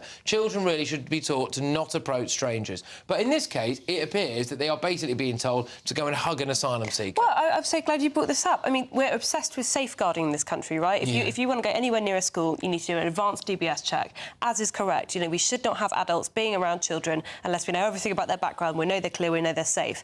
And yet, we have had several cases where people who have arrived in this country with no documentation, who have things like facial hair or even receding hairlines, have been placed in schools with no DBS checks placed upon them because it's impossible to do so. It's the hypocrisy here where people in this country pretend they care about children's safety, but then they want to virtue signal more badly, so they'd rather do that instead. Couple of points on this. That point that I raised earlier on about whether or not, if they're going into schools like this, should they have a duty to also tell them about some of the crimes that some asylum seekers commit? Not all, of course, but that some commit. The second point here is, why has this Labour government met with that charity 3 times this year?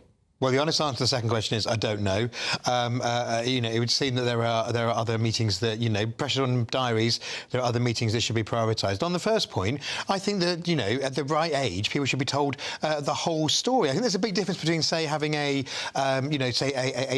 female campaigner from Afghanistan who, has been campaigning for women's and girls' rights in Afghanistan, but maybe now a genuine asylum seeker here, going into a school, telling their story, getting people to think about human rights in various contexts, rather than sending a love letter or a Valentine's card, not a love letter, Valentine's, randomly. So I think the problem is that when often the case with things like this is that maybe a noble sentiment, but it's done in a political and naive way, and it backfires. But look, as far as I'm concerned, there are other things that are going on, which, by the way, the school sanctuary, I don't think has got anything to do with, by the way. But there's other things happening. For example, some schools in rural Scotland are now being taught, primary schools, they're being taught Arabic. And they're being taught Arabic so that they can welcome, quotes, the new Scots. So if you combine that with someone going into the school, doing a kind of school of sanctuary thing, promoting all the refugees business as well, what are you doing there to impressionable, young primary school-aged children? This is precisely correct.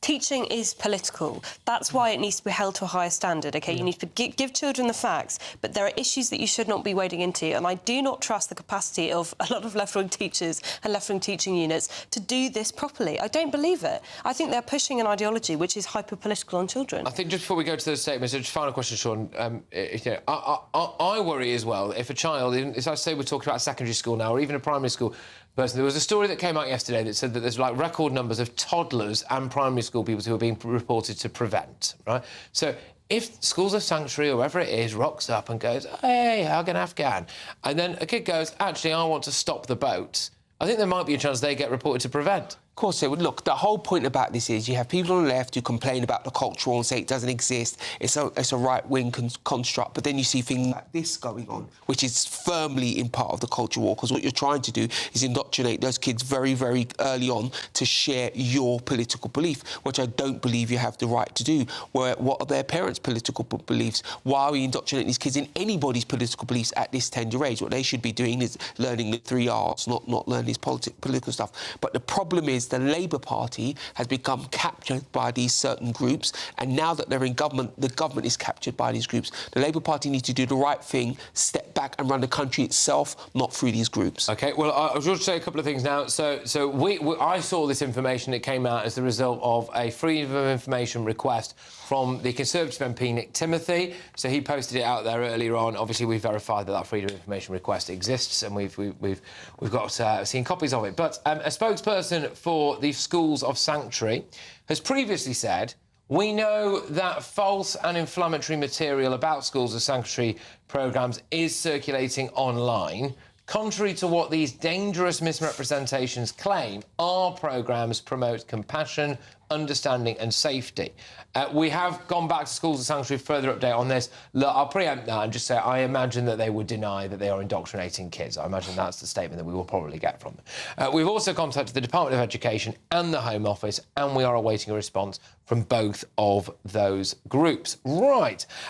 Look, lots to go on when we come back. Of course, the very latest on Trump BBC. You'll see the deadline clock on your screen there. Look at that. 23 hours, 37 minutes and 30 bang-on seconds now for President Trump to be satisfied by the BBC's apology. I don't think he is so far. They've actually got more to apologise for in the meantime, since he threatened to sue them. So there's that. And I've got something else, but I'll tell you about it after. How you can win £40,000 just in time for Christmas. On us, here's how.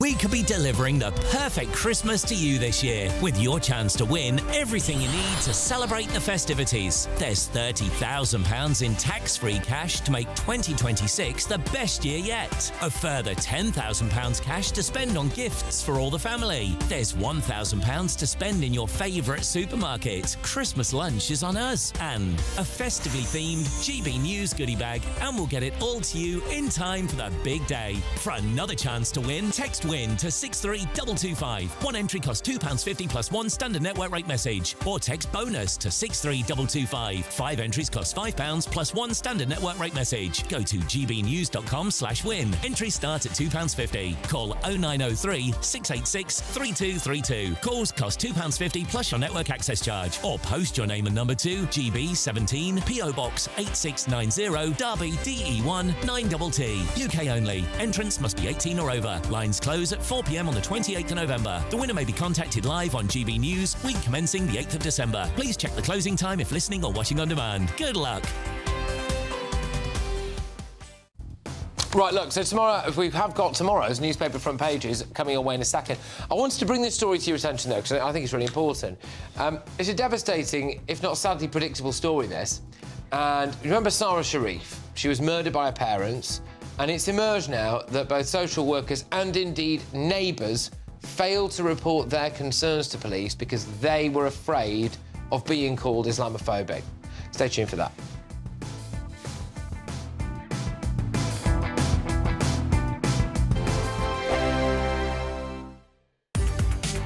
From the school run to the home run, watch a new show for all of Britain. So he can say whatever he wants. A straight-talking show where all voices are heard. And, you know, when are we going to stop talking about smashing the gangs and actually do it? With the stories that matter from every part of our country. There's a bit of a crash landing there for your Chancellor. Bold, fearless and standing up for you. That's me, Martin Daubney, 3 p.m. till 6 p.m, weekdays, here only on GB News. The People's Channel, Britain's news channel. I'm Martin Daubney. This is GB News, Britain's news channel.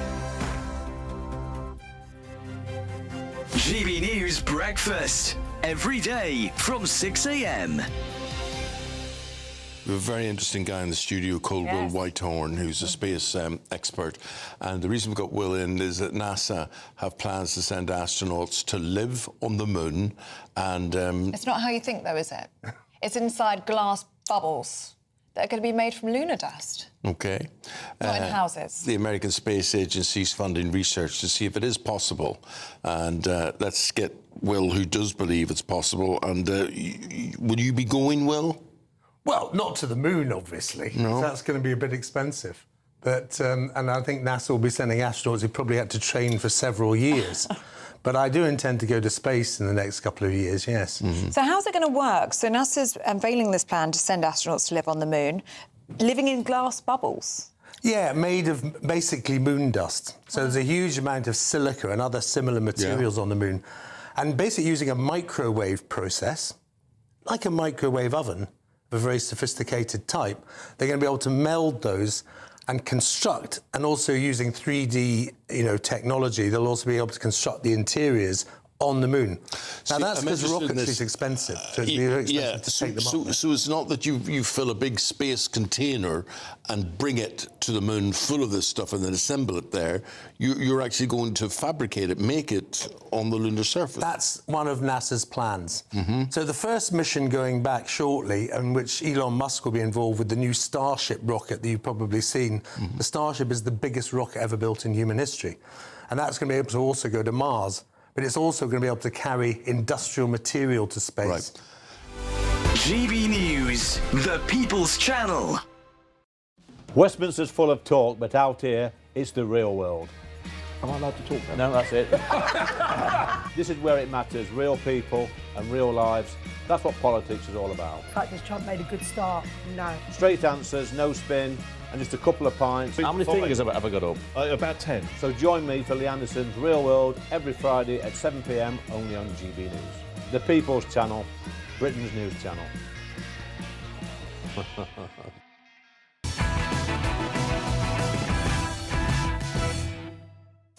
Welcome back. Tomorrow's newspaper front page is coming your way shortly. If you're wondering what that clock is in the corner of the screen there, that is, of course, the deadline for President Trump to accept the BBC's apology before he says he's going to sue them. They have apologised. I don't think it's going to be good enough. More on that later. But a damning review has found that 10-year-old Sarah Sharif, who was murdered by her father and stepmother, was failed by the safeguarding system because officials feared of being accused of racism and Islamophobia. Now, Sarah was found dead at her home in Woking in August 2023. She suffered years of horrific abuse. Her father, Irfan Sharif, and her stepmother, Binash Batul, were jailed for life in December 2024. Now, the local child safeguarding practice review found that multiple missed opportunities to protect Sarah happened. They said that they didn't want to identify the risk of her being abused. Things like they didn't want to move her headscarf because they were worried they were going to be called Islamophobic if they did that. That would have, of course, revealed really bad wounds and injuries to her head, so they didn't look for that. The neighbours tell a similar story, that they heard abuse and they didn't want to report it because they were concerned about being called racist. And it's not the first time we've ended up here, is it? Do you remember that in some of the grooming gang cases, certain police forces said that they didn't want to investigate it because they were worried of being called Islamophobic? I'm joined now by former police officer Chantal Lund. Chantal, thank you very, very much. Great to see you. What do you make of this then? I mean, look, is it another case of people being too afraid of being called racist to actually look after a little girl? Patrick, I do think it's quite a nuanced case, but I do want to kind of come in on some of the points you made when you introduced this, because the report is quite broad and wide-ranging, and it has more than 15 recommendations, with just one of them being concerning race. And in regards to the hijab incident, it does actually point out that the head teacher was quite robust in asking why she was wearing a hijab at such a young age. And also it was noted that the hijab was covering some bruising on her face. It doesn't actually mention professionals being reluctant to ask questions around them, social care professionals. The reports that I've seen, sorry, I'm not trying to cut across you straight away there, but there was additional reporting on this in a couple of national newspapers today, which was a follow-up interview, during which it was outlined that people involved felt as though that they were worried about being called Islamophobic had they looked under the headscarf. So I do get that, but is the fact that there's any issue there? I get there's a catalogue of failures here, but for me this is the latest in quite a lengthy line of things where that fear of racism or fear of Islamophobia has had an impact, really, and I just wonder if we need to try to deal with that a little bit. So firstly, there's a number of parts of this. There's the comments by the neighbours who mentioned that they thought that the fear of being called racist stopped them from reporting it. And I just have to ask this. Anyone who believes being called racist outweighs the risk of a black or brown child being murdered just hang their heads in shame, because we see how quickly people are intervening when there's a perception of a black or brown man being a threat to children, specifically in predominantly white areas. So why was that urgency missing when a black or brown child's life was at risk? But I do think we need to look at some of the more broader points, especially around domestic abuse and the points around culture, because we had a man who was noted in almost every paragraph of being a domestic abuser and coercing professionals and everyone around this child. But in relation to culture, it doesn't just talk about this fear of being called racist. It talks about how the child's mother wasn't given an interpreter, so she wasn't able to counteract a lot of the allegations being made against her because she wasn't able to properly respond to them.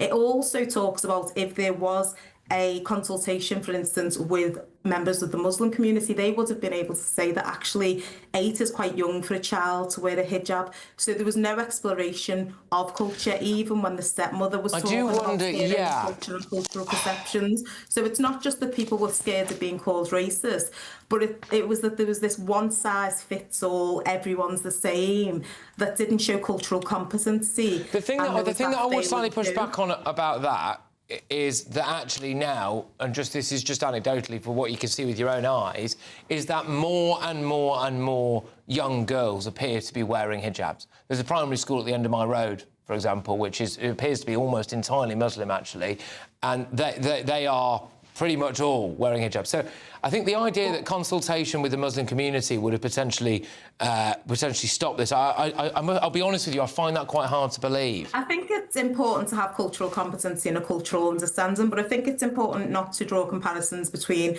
young girls wearing hijabs and the risk of serious abuse and harm as we've seen in this case, because actually the 14 other points about organisations failing to work together, the number of times the school raised concerns and social services didn't adequately follow it up. We've seen that in cases like Baby P, Arthur Labinho Hughes and Star Hobson, who are all white children who've had similar serious case reviews with similar findings around a failure of organisations to share information and work together. So I don't think it's always as simple as it's an issue of race, but it's actually these lessons that stem from Victoria Climbié in 2003, where we had the Every Child Matters framework that said these mistakes would never be made again.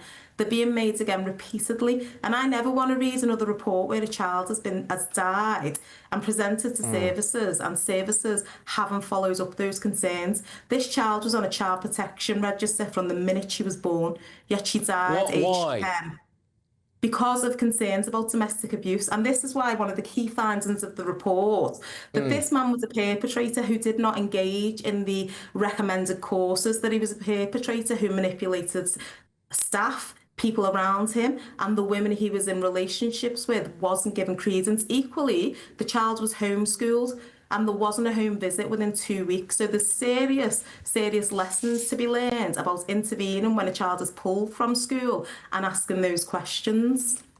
Yeah, no, indeed. I mean, there is a huge amount to unpack there, of course. Adding to the fact as well that the mother did not speak English despite being in Britain. An interpreter would have helped, but there are. It would have 100% helped in understanding. It would have helped, but again, Chantal, I'm trying to make the point here that in order to try to get to the bottom of child abuse committed in this home, we would have had to have had an interpreter for someone who was living in England but didn't speak English. We would have had to have gone and consulted other members of the Muslim community to try to get to the bottom of it. And Can I just say the mother was Polish, by the way. The mother was Polish, so she spoke Polish. I get that. That doesn't make a difference. It's not really a colour thing, is it? It's more just a general kind of assimilation thing. If you're in any country and you can't speak the language, that is a bit of an issue, as I would have if I moved to Poland, for example. But yeah, I think it's clearly a very, very sorry tale here, and hopefully we never end up in a situation like this again. But Chantal, thank you very, very much. Chantal Luntnau is a former police officer on that. Right, look, when we come back, we're going to have all of the front pages for tomorrow. And a slightly different story, this. How much would you pay for that pile of rope? Now, you might think you're looking at a pile of rope, but actually, I have to inform you, you are looking at art. Stay tuned.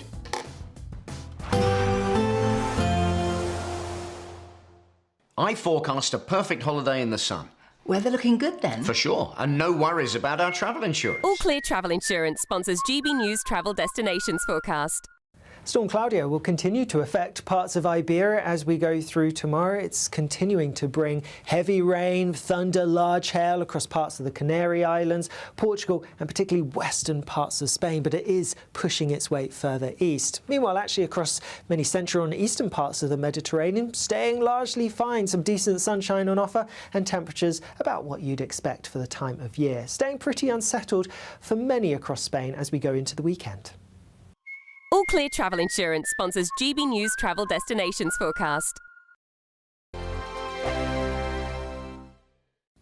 Good evening. This is your GB News weather forecast from the Met Office. Storm Claudia is heading our way. It's going to bring some very wet and windy weather across parts of central and southern England and Wales. Now, the low itself was named by the Spanish Met Service because it's already brought heavy thundery rain across parts of Spain and Portugal. But now we're going to see some of that wet weather pushing in from the south. Starting off overnight, a band of rain will push in across many parts of England and Wales, but more wet weather to come as we go through tomorrow. Actually, across much of Scotland, there will be some clear skies, a few showers which could be wintry, but many places dry through the night and cold, temperatures dropping several degrees below freezing here because of Arctic air and those clear skies. A much milder start to the day across southern parts, but it is going to be cloudy for most and there will be some of that heavy rain around and blustery winds too. Southern counties largely dry to start off with, but cloudy. Across more central parts and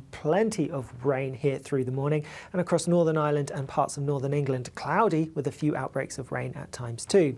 The brighter story though across Scotland, and it's going to stay largely bright here through much of the day, still just a few perhaps wintry showers pushing through at times. But the bigger talking point is the very wet and windy weather that we get from Storm Claudia. Gusts of around 70 miles per hour in some exposed spots towards the northwest of England and Wales, and rainfall totals perhaps up to 100 to 150 millimetres over the high ground of southeast Wales as well. So a really unsettled day.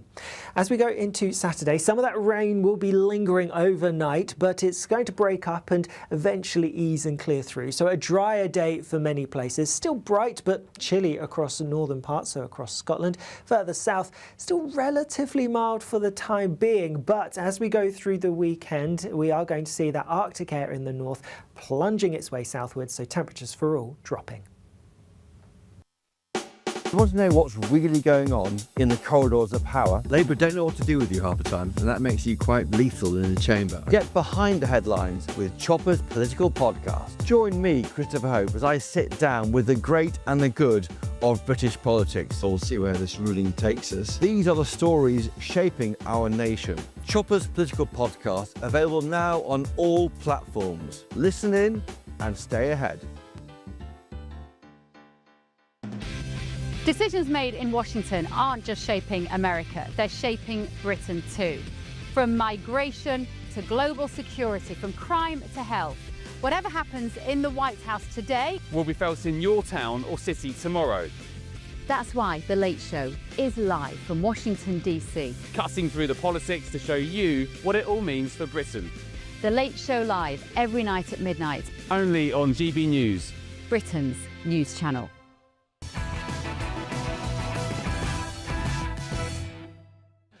All right, welcome back. Let's whiz you through tomorrow's newspaper front pages. The Daily Telegraph go with second Trump clip doctored by the BBC.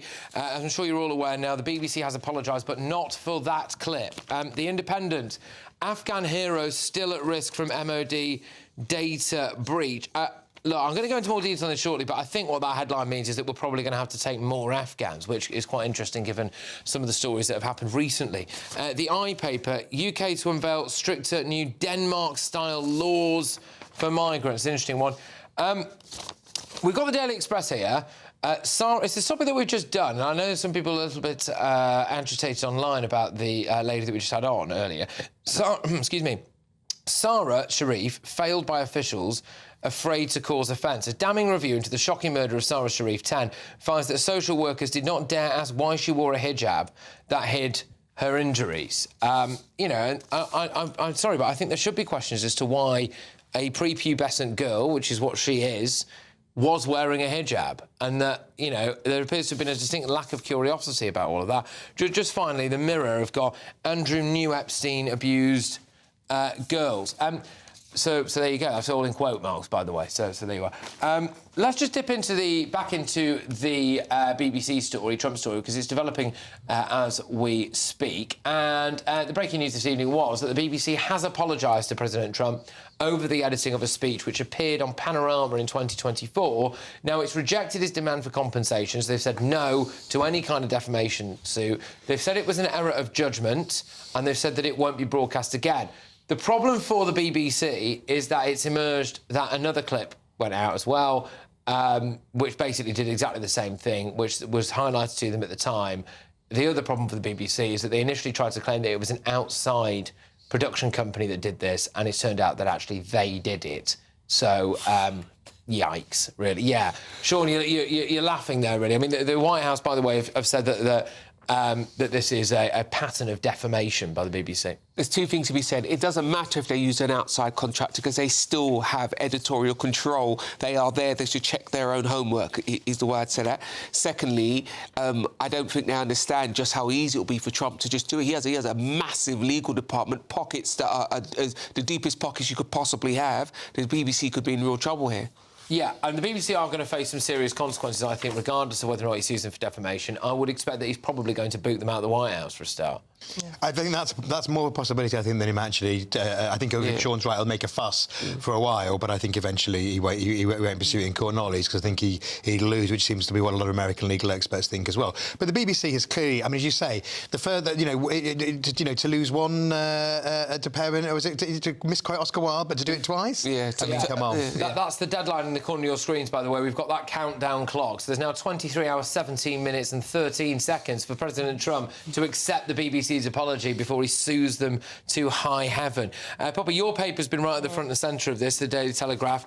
I mean, how do you expect the White House to respond to today's apology from the BBC? Well, I think they probably won't accept it because they know it's not coming from a legitimate place. I mean, actually, there's going to be the Wreath lectures that are coming in the coming weeks, and apparently they're entirely centred around what a horrible person Donald Trump is. Now, obviously, that's your opinion. You can say you don't like Donald Trump, but it's probably not going to endear the BBC to him. You know, he's been complaining about the fake news BBC manipulation of quotes for a long time, and this is pretty strong evidence that they are doing. What it shows the deeper problem of groupthink. Yeah. Disparate parts of the BBC are all behaving in the same way. They've all said they have no problem. You cannot solve a problem unless you acknowledge a problem. Yeah. They have a problem. They need to do something about it. What? It's so biased. I think, I mean, look, let's remind ourselves that the legion, the daily tracking of all President Trump's porcupines.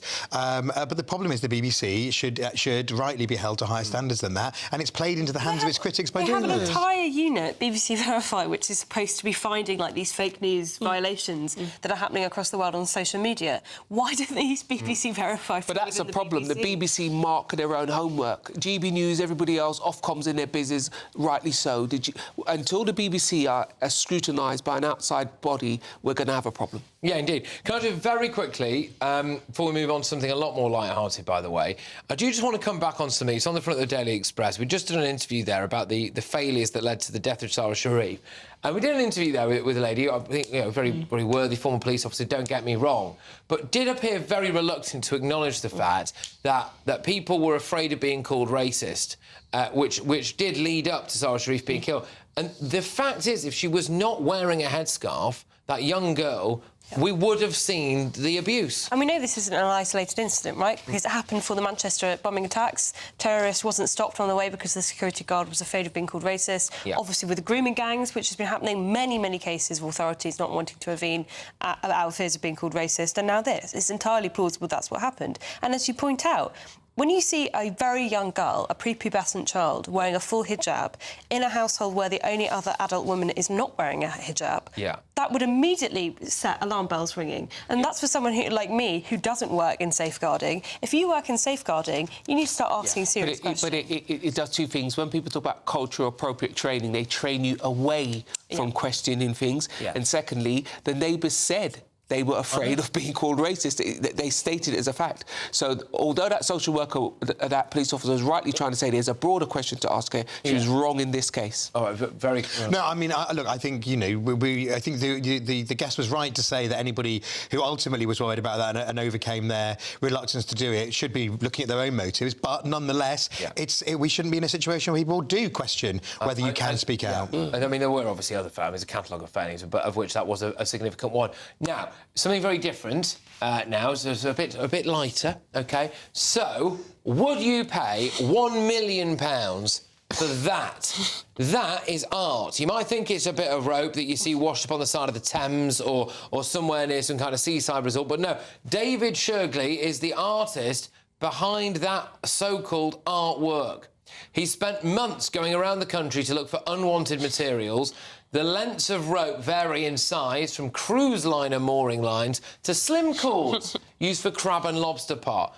They were treated and cleaned at Shrigley's studio to prepare them for exhibition. I'm sorry, that's not art. That's What's his name? David Shrigley. Yeah. I'd like to speak to David Shrigley because he's a genius. Because if he can convince someone to give him a tenner for that, much less £1 million, he's clearly a clever man. That is literally money for old rope. I think that's what he's called it. Money. The value of what? I think it's rather beautiful. Well, it's probably judging by worth a few hundred K. At least. I've touched it. Yeah. It's a good Christmas present. It's a good Christmas present, isn't it? Well, I'll tell you what. Seriously, sending the messages in now. Email in.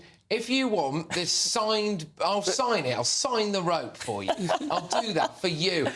He might have trawled the country for bits of rope. I just went out Banksy, we were calling you Banksy. Absolutely. I went and cut it down. Cut it down from out there as well. We've lost several £1,000s worth of light fittings as a result of this. But I'll sign this for you and send it to you. It's worth whatever you say it is. But I'm sorry, that is not art. That's a breakdown. I do think it's rather beautiful. Oh, come on. But he has called it money for old rope, and I think he's making it a point. That's what he does, David Even if you buy it, where are you going to put it? I always think about these like, strange... Like, can you imagine walking into a lobby and that's... Tilly's going to put it in the hallway.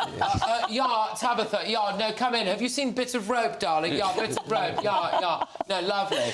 Anyway. David's a genius. Yeah. £1 million, genius. All right. OK, right, look. Again, back to the serious stuff now, because coming up in the next segment here, a 15-year-old victim's mother has written to the Home Office asking how an Iranian small boat migrant was ever allowed to attack her daughter. We've got the inside story on there. Stay tuned. Britain deserves a newsroom that puts the facts and your voice first. Well, and that's what you get on GB News. Lively debates, lively conversation. And we're not afraid to hold power to account. And each other. So join me, Andrew Pierce. And me, Miriam Gates, for Britain's Newsroom, weekdays from 9:30 on GB News. Britain's Newsroom, weekday mornings from 9:30. And all the way around it, there's going to be 1 million bricks with 1 million answered prayers, so people can take their smartphones, scan a prayer and see how it was answered. I'm joined now by Richard Gamble. You're the founder of this project. Just tell us about it and what inspired you. So the concept is we want to bring hope to people, and anyone coming will be able to point their phone at any one of the bricks and their phone will light up and tell them the story of answered prayer. And God spoke to me about this 21 years ago, so it's been a roller coaster journey. So it's just a real thrill today that we can get started, and we want to proclaim to the nation that Jesus is alive, he listens and he answers our prayers. And how important do you think this is now in this day and age? Well, I mean, one of the things that we're doing is we're not just collecting the answered prayers from now, but from all of history. So we want to preserve the Christian heritage of the nation and get schools and colleges to come and visit and find out all the stories of what God's done through our history. And I think particularly now that's more important than ever. And you didn't want it to look like a religious monument as such, like Christ the Redeemer? Yeah, when we ran a global competition with the Royal Institute of British Architects, we didn't want it to have the Christian iconography. We wanted to be a stunning structural design that basically encourages people to come along, have a look, And when they come, they'll be able to see all these tiny bricks on it and realise how big a million is. And I hope as a piece of art, that's going to inspire millions of people to think about praying. GB News, the People's Channel. Join me, Nana Akwe, for an informative, interactive news programme with a difference. It's fun. No, he didn't say that, Dave. I'm so surprised. I think there's an element of truth to that. Join me from 3 p.m. every weekend, only on GB News, Britain's news channel. In the GB Newsroom, we bring you the news as it happens. With our team of dedicated journalists across the UK, we're ready to keep you up to date with what's happening every half an hour, every single day. Bulletins here on GB News, the People's Channel, Britain's news channel.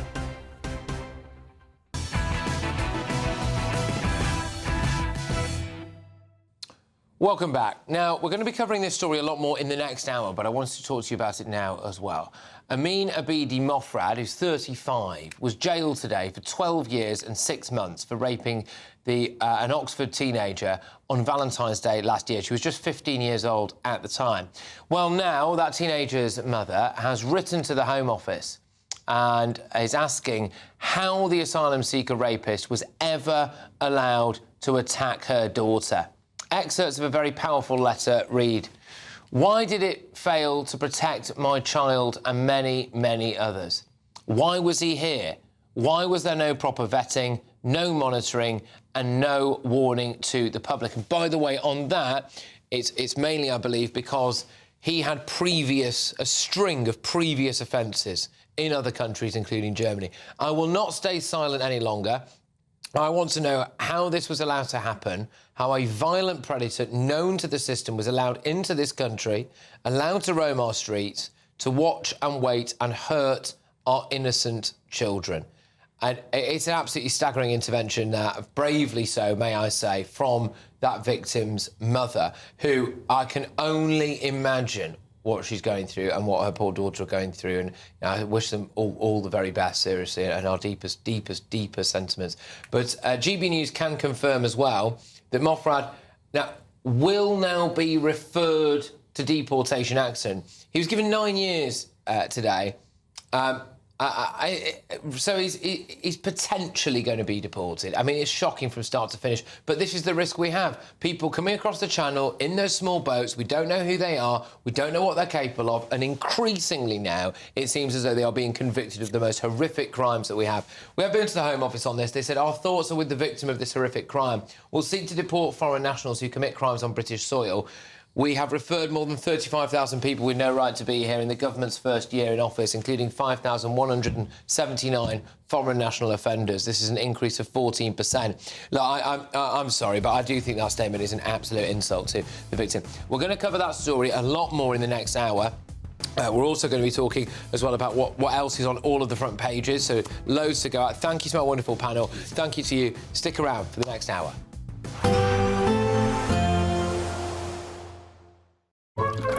Warm and cosy, with a chance of zero visibility. Boxed Boilers sponsors the weather on GB News. Good evening. This is your GB News weather forecast from the Met Office. Storm Claudia is heading our way. It's going to bring some very wet and windy weather across parts of central and southern England and Wales. Now, the low itself was named by the Spanish Met Service because it's already brought heavy thundery rain across parts of Spain and Portugal. But now we're going to see some of that wet weather pushing in from the south. Starting off overnight, a band of rain will push in across many parts of England and Wales, but more wet weather to come as we go through tomorrow. Actually, across much of Scotland, there will be some clear skies, a few showers which could be wintry, but many places dry through the night and cold, temperatures dropping several degrees below freezing here because of Arctic air and those clear skies. A much milder start to the day across the southern parts, but it is going to be cloudy for most, and there will be some of that heavy rain around and blustery winds too. Southern counties largely dry to start off with, but cloudy across more central parts and plenty of rain here through the morning, and across Northern Ireland and parts of Northern England, cloudy with a few outbreaks of rain at times too. The brighter story though across Scotland, and it's going to stay largely bright here through much of the day, still just a few perhaps wintry showers pushing through at times. But the bigger talking point is the very wet and windy weather that we get from Storm Claudia. Gusts of around 70 miles per hour in some exposed spots towards the northwest of England and Wales, and rainfall totals perhaps up to 100 to 150 millimetres over the high ground of southeast Wales as well. So a really unsettled day. As we go into Saturday, some of that rain will be lingering overnight, but it's going to break up and eventually ease and clear through. So a drier day for many places. Still bright but chilly across the northern parts, so across Scotland. Further south, still relatively mild for the time being, but as we go through the weekend, we are going to see that Arctic air in the north plunging its way southwards, so temperatures for all dropping. Warm and cosy, with a chance of zero visibility. Boxed Boilers sponsors the weather on GB News. Well, loads of news around tonight. It's President Trump versus the BBC round 876 or whatever it is. The BBC have apologised. However, it's emerged they did something wrong again, and President Trump is clearly not going to accept that apology. However, it's now emerged as well in other news that consultants, yes, people who are absolutely wadded, earn a flipping fortune, are potentially going to also walk out with the junior doctors tomorrow. Fears of being seen as racist led to the failures that contributed to Sarah Sharif's death, sadly, and huge story as well about a small boat migrant. You could win your entire Christmas on us this year, all magically delivered to you in time for the big day. There's cash, £30,000 in tax-free cash to make your new year go with a bang. There's also a further £10,000 to spend on all the gifts. We've also got Christmas lunch for you, with £1,000 in vouchers to spend at your favourite supermarket. And finally, a festive GB News goodie bag, so there's something for everyone under the tree. For another chance to win, text WIN to 63225. One entry costs £2.50 plus one standard network rate message. Or text BONUS to 63225. 5 entries cost £5 plus one standard network rate message. Go to gbnews.com/win. Entries start at £2.50. Call 0903 686 3232. Calls cost £2.50 plus your network access charge. Or post your name and number to GB 17 PO Box 8690 Derby DE1 9TT. UK only. Entrance must be 18 or over. Lines close at 4 p.m. on the 28th of November. Please check the closing time if listening